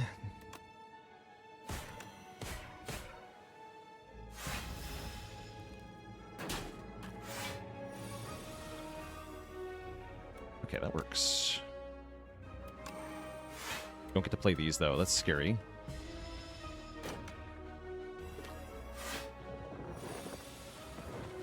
Yeah, the Blood Wall is stuttering every time I play it. I'm not sure why. It might just be that Necrobinder doesn't animate with the self-damage effect properly, but yeah, that is a thing that's happening. For sure. Oh no. Yeah, I guess I'll die.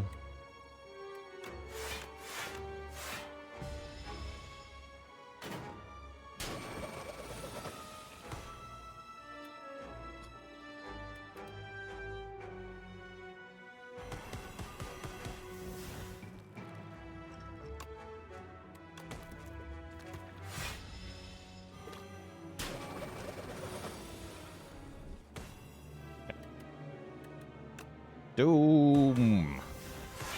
Yeah, look at that slate of flesh damage. Holy moly. Okay, we make it through. That was scary, but we're alive. Bone shards are a little bit tempting. They are. I'm going to grab a bone shard so I don't die to Decimillipede. We're going to upgrade domain so I can actually play the dang thing. And I'm going to rest. Hopefully getting a Regal Pillow. Maybe I should go for 1 elite. We got a less rest site, though. Not sure how I feel about that. Bellows is nice. Upgrading the first hand each combat. Now I'm going to go for 2. This may be questionable. I'm not that afraid of Dorito, though. Dorito seems kind of easy. This guy also seems kind of easy. It's mostly Decimillipede that's scary.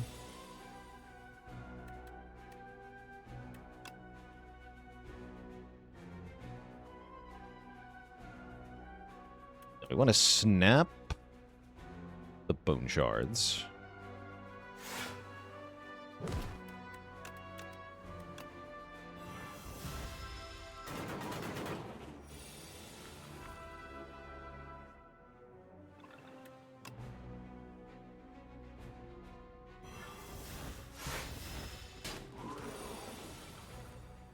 Perfect. I'll play that.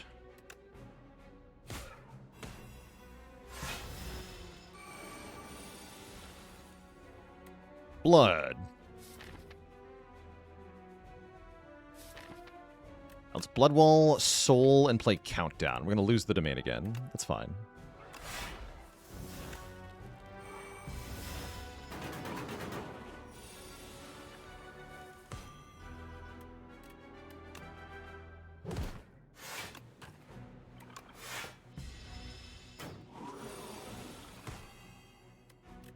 Actually, is it fine? It may not be fine.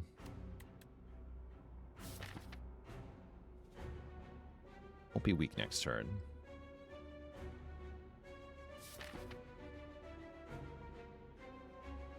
I think I want to snap Retaining Strike. Yeah, snap Retaining Strike. I'm gonna try to kill him.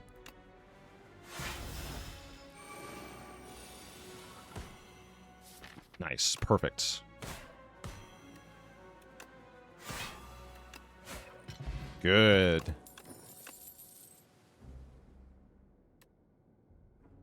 Dander, thanks for the Prime sub in 76 months. I don't think I want Shroud, but you could take it. Yeah, we got quadruple block. With Pale's Legion Vambrace, our first block card is Quad. Giga.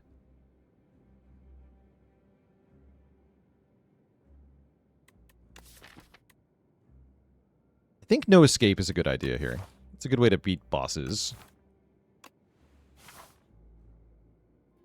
And then probably just rest again for safety.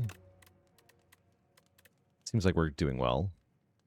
Yeah, it's mostly Decimillipede that is threatening.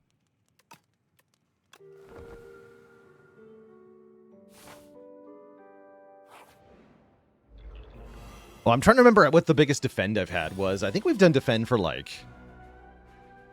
a lot. Like 50 plus. Negative pulse for 24 block, by the way, is pretty sick. I can domain negative pulse and we're good. That seems good. Being as good is good.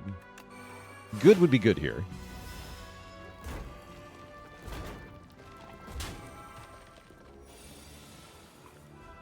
This turn, not so good.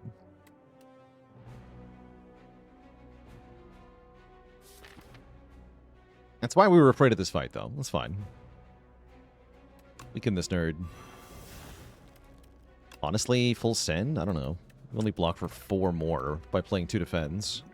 Feels like I should just attack.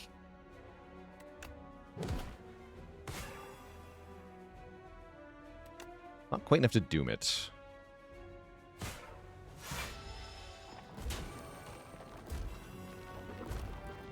Worse, it doesn't add a shockwave with Slate of Flesh. Guess that's fine, though. I don't even draw the shockwave. Perfect. Blood.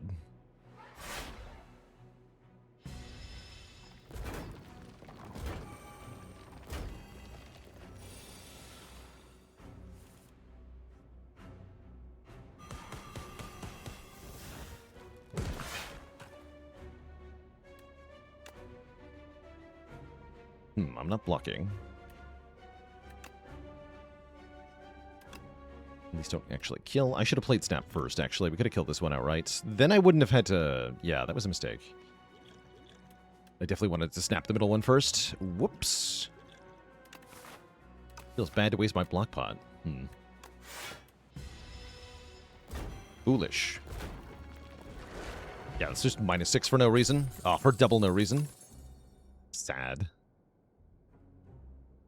Whatever. Upgraded rare attack.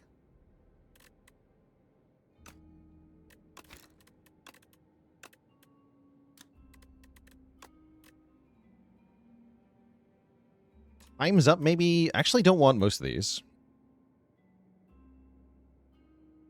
No, I don't really want most of these. All right, give me the skill. Negative pulse.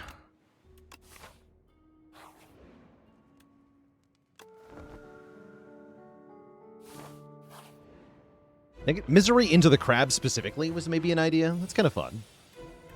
Wait, 44? How much block? How much block? What do you mean 44? What? Explain yourself, Gabe.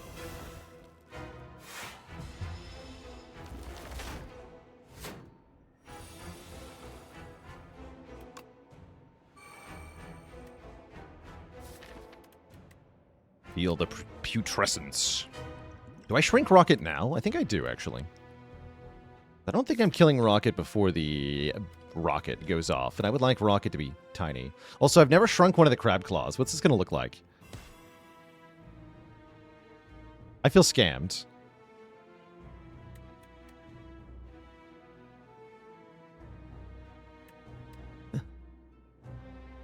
I understand why this doesn't do something, because it seems hard to program, but I am still outraged. I am outraged. Not small enough. Oh, they want Putrefy on this guy, huh? Just save it for now.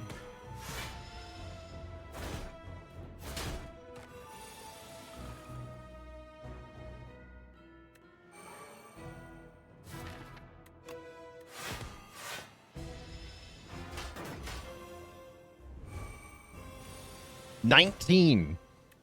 Pretty sure that attack is supposed to do more than that. Pretty sure.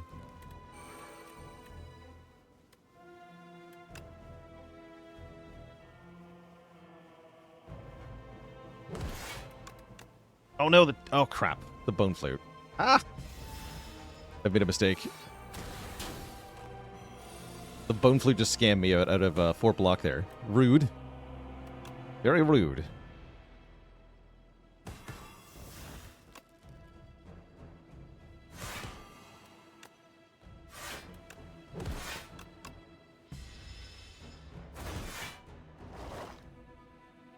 Also, I'm worried I'm not actually winning this fight.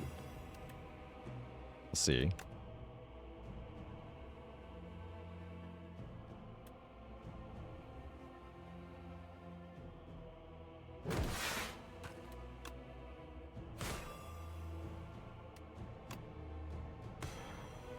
That's one way to do it.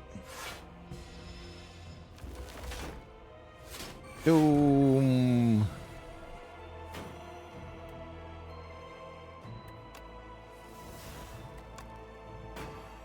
I need Blood Wall next turn, so I shouldn't block this turn. Although, again, I just scam myself. Never mind. Ugh.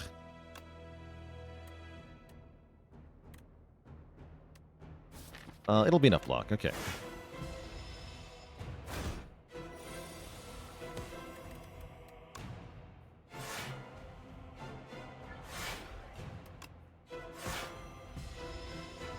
Bone Flute sucks. It's okay. We make it through the fight. That's the important part. We do win.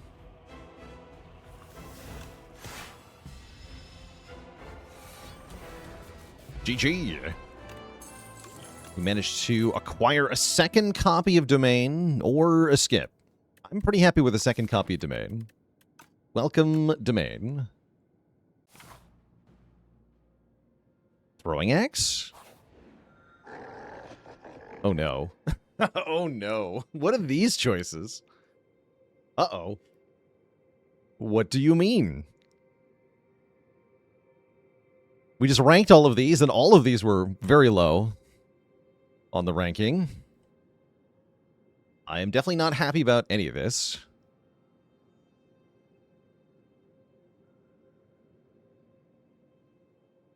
Yeah, tanks is not like our list.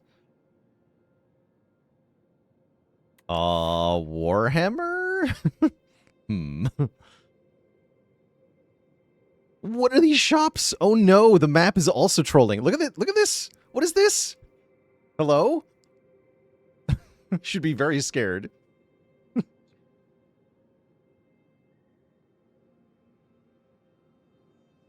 Where's the parasol? Where's the parasol? That's what I would like here, please. All right, do we take Warhammer into the triple shot path? I'm thinking about it.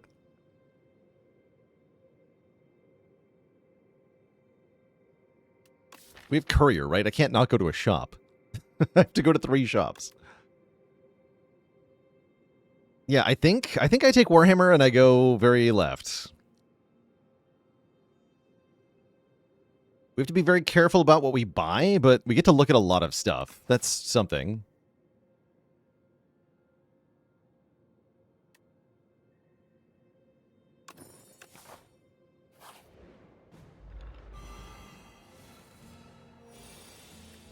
Okay, Domain. Domain Warden. Whistle would be good here. Whistle would do something here.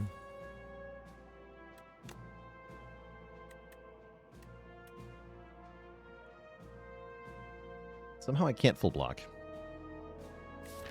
Or do much of anything, really. Spooky.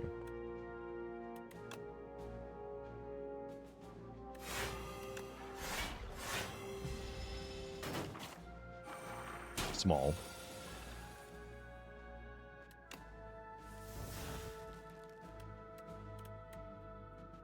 Didn't even draw the shockwave, huh? Can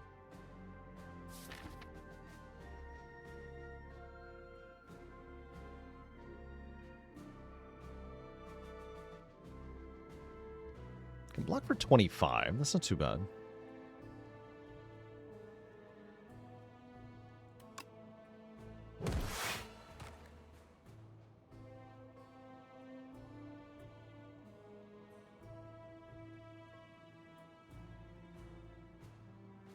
Now what? Now we can gamble, potentially. Shockwave Bodyguard should do it. Shockwave Bodyguard's pretty good.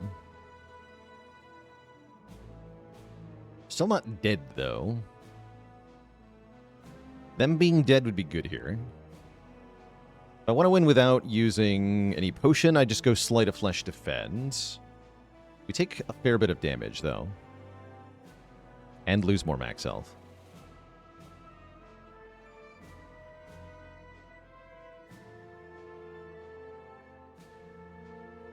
We lose 4 max health. Ugh. I don't want to lose 4 max health. If I Shockwave Bodyguard... Oh, this is terrible.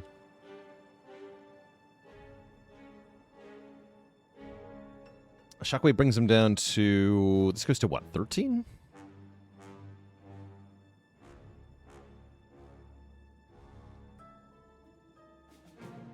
25? Yeah, we'll full block.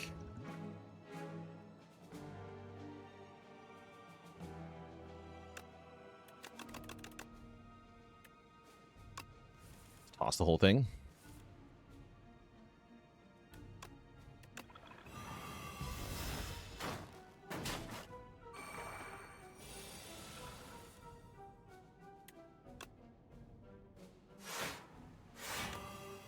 Doom.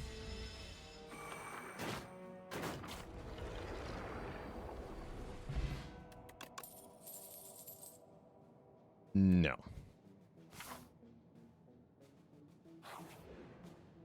Oh no. More fighting. I did not want more fighting. What if I want 48 block, though? Let's just snap the bone shards.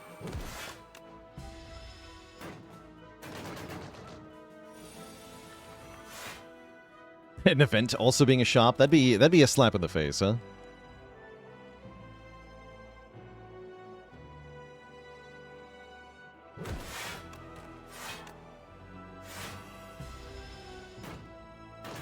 Doom.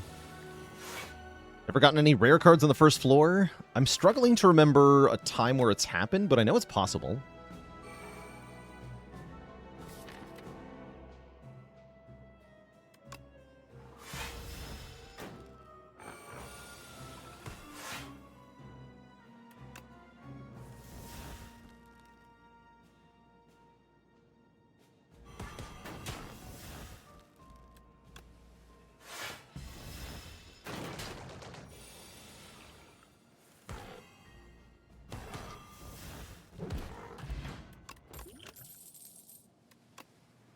Light of Flesh number 2. Click that without hesitation. Oh, by the way, we're not fighting Aeon Glass. That's good to know.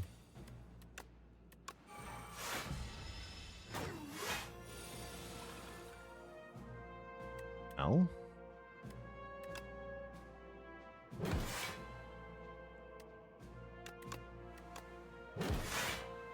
Work Bone Flute.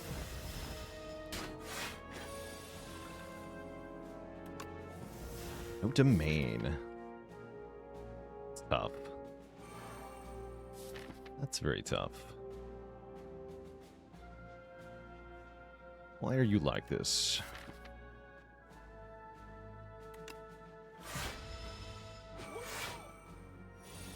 Okay, thank you for not being too bad.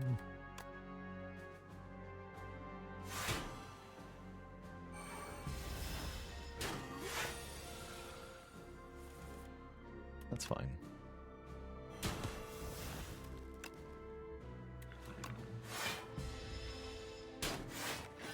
Okay. Yeah, not bad. Definitely could have been worse.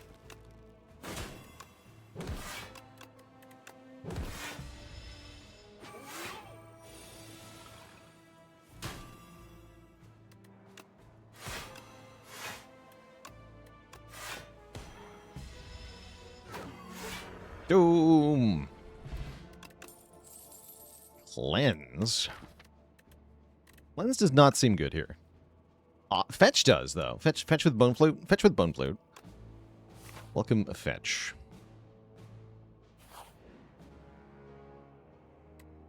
Remove Exhaust from a card in the deck. I could do that to Shockwave, which is kind of awesome. Isn't that kind of awesome? Or maybe Putrefy is even better.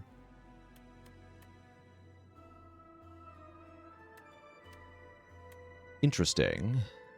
The curse is pretty bad, though. If only we'd taken Whistle. Could have done some fun things with Whistle.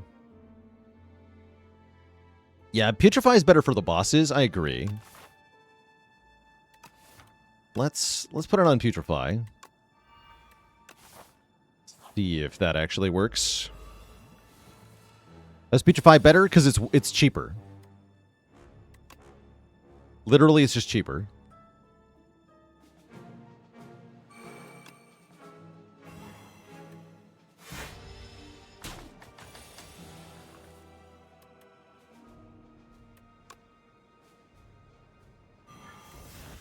One T block.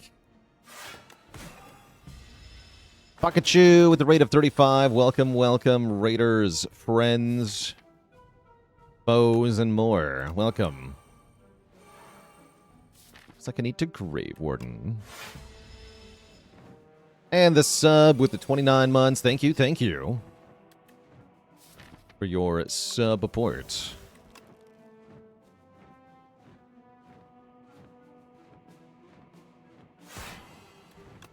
Freaking hurts, though.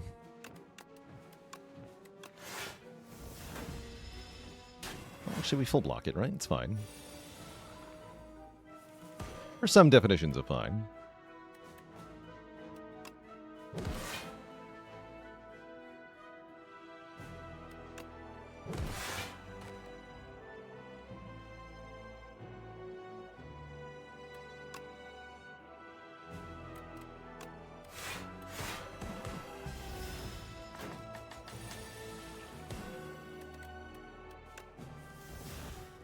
Blood.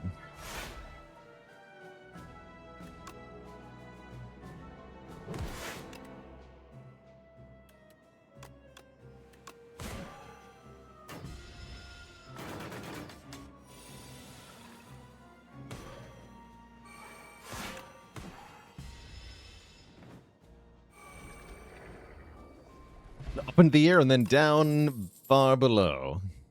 Kind of a fun series of events there. Okay, we made it to the first of the shops. The first of 3 shops.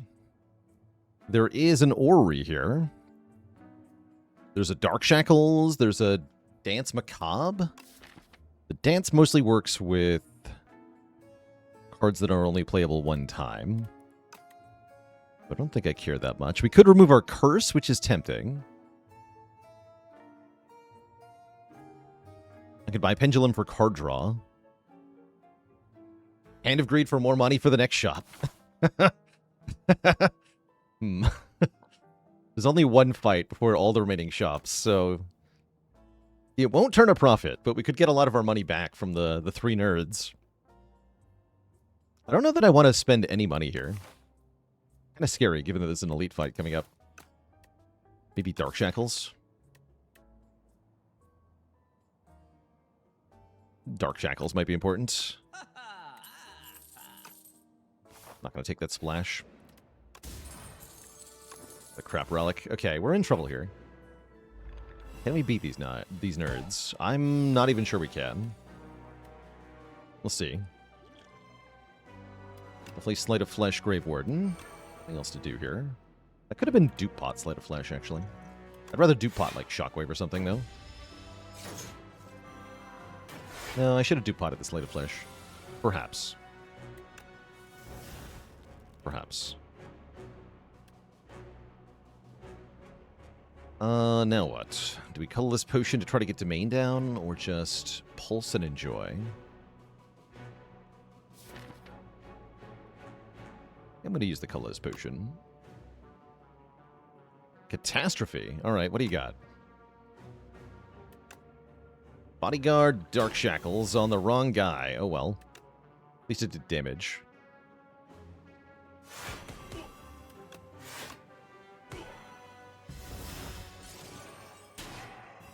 This is scary now.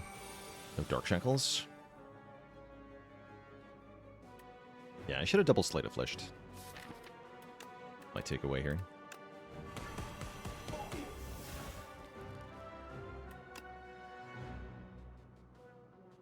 Doom.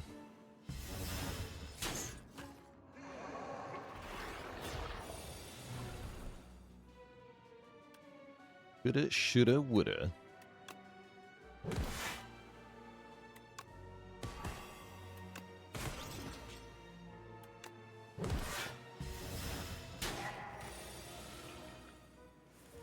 Yeah, I should have used the DuPont, but at least now we have it. Along with some upgraded cards.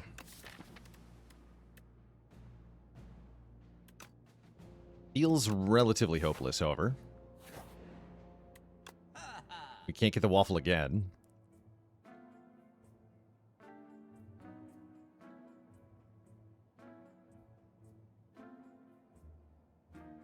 The Saint, thanks for 66 months of support.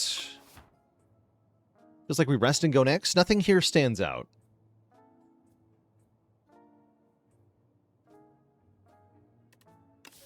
Maybe friendship.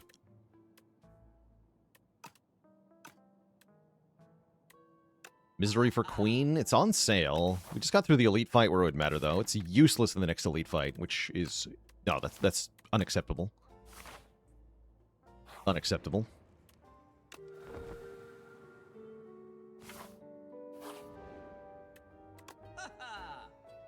Third domain. I don't hate that. Give me hope. By pot of ghouls. I think we're still cooked. I just can't get the initial energy to play the domains in the first place. Yeah, like we can't actually, are not allowed to... Well, hold on. I can play one here. Yeah, hold on. Perhaps there is hope.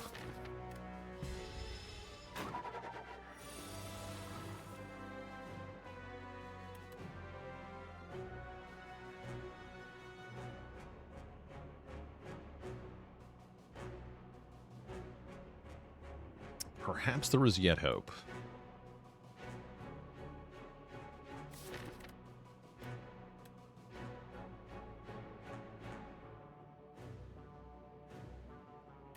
Still ethereal, okay. I think we just go Domain Shockwave, take 12. Shackles would have been good here. Don't play Fetch. Yeah, we wouldn't have drawn it. Okay, this is fine. Get the third domain down. That means we are going to win the fight.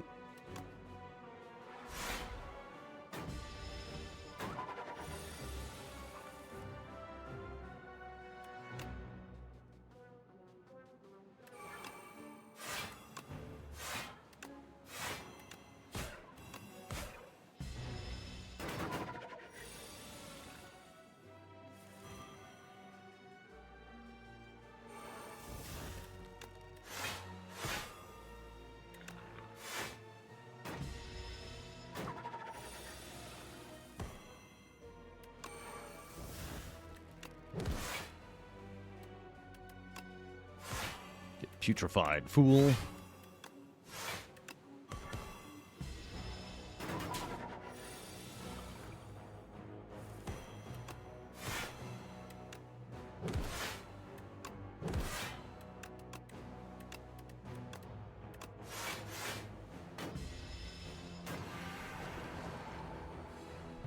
Okay, we upgrade one of the domains and a couple blocks, and we get 2 more upgrades with the War Paint. This is not that bad.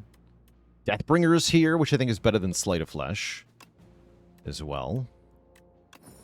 We upgrade Putrefy and Defy. Putridify. We got a lot of block upgrades there. That feels pretty good overall. I definitely don't mind resting now. And although we don't have much health into the boss gauntlet, we do at least have a solid chance here. Fortunately, our turn 1 against test subject is pretty bad. Although, these go in my hand? Okay, let's draw cards now.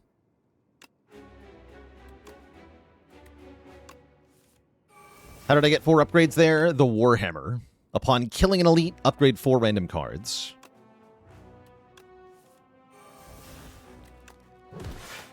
Okay, we get a Sleight of Flesh.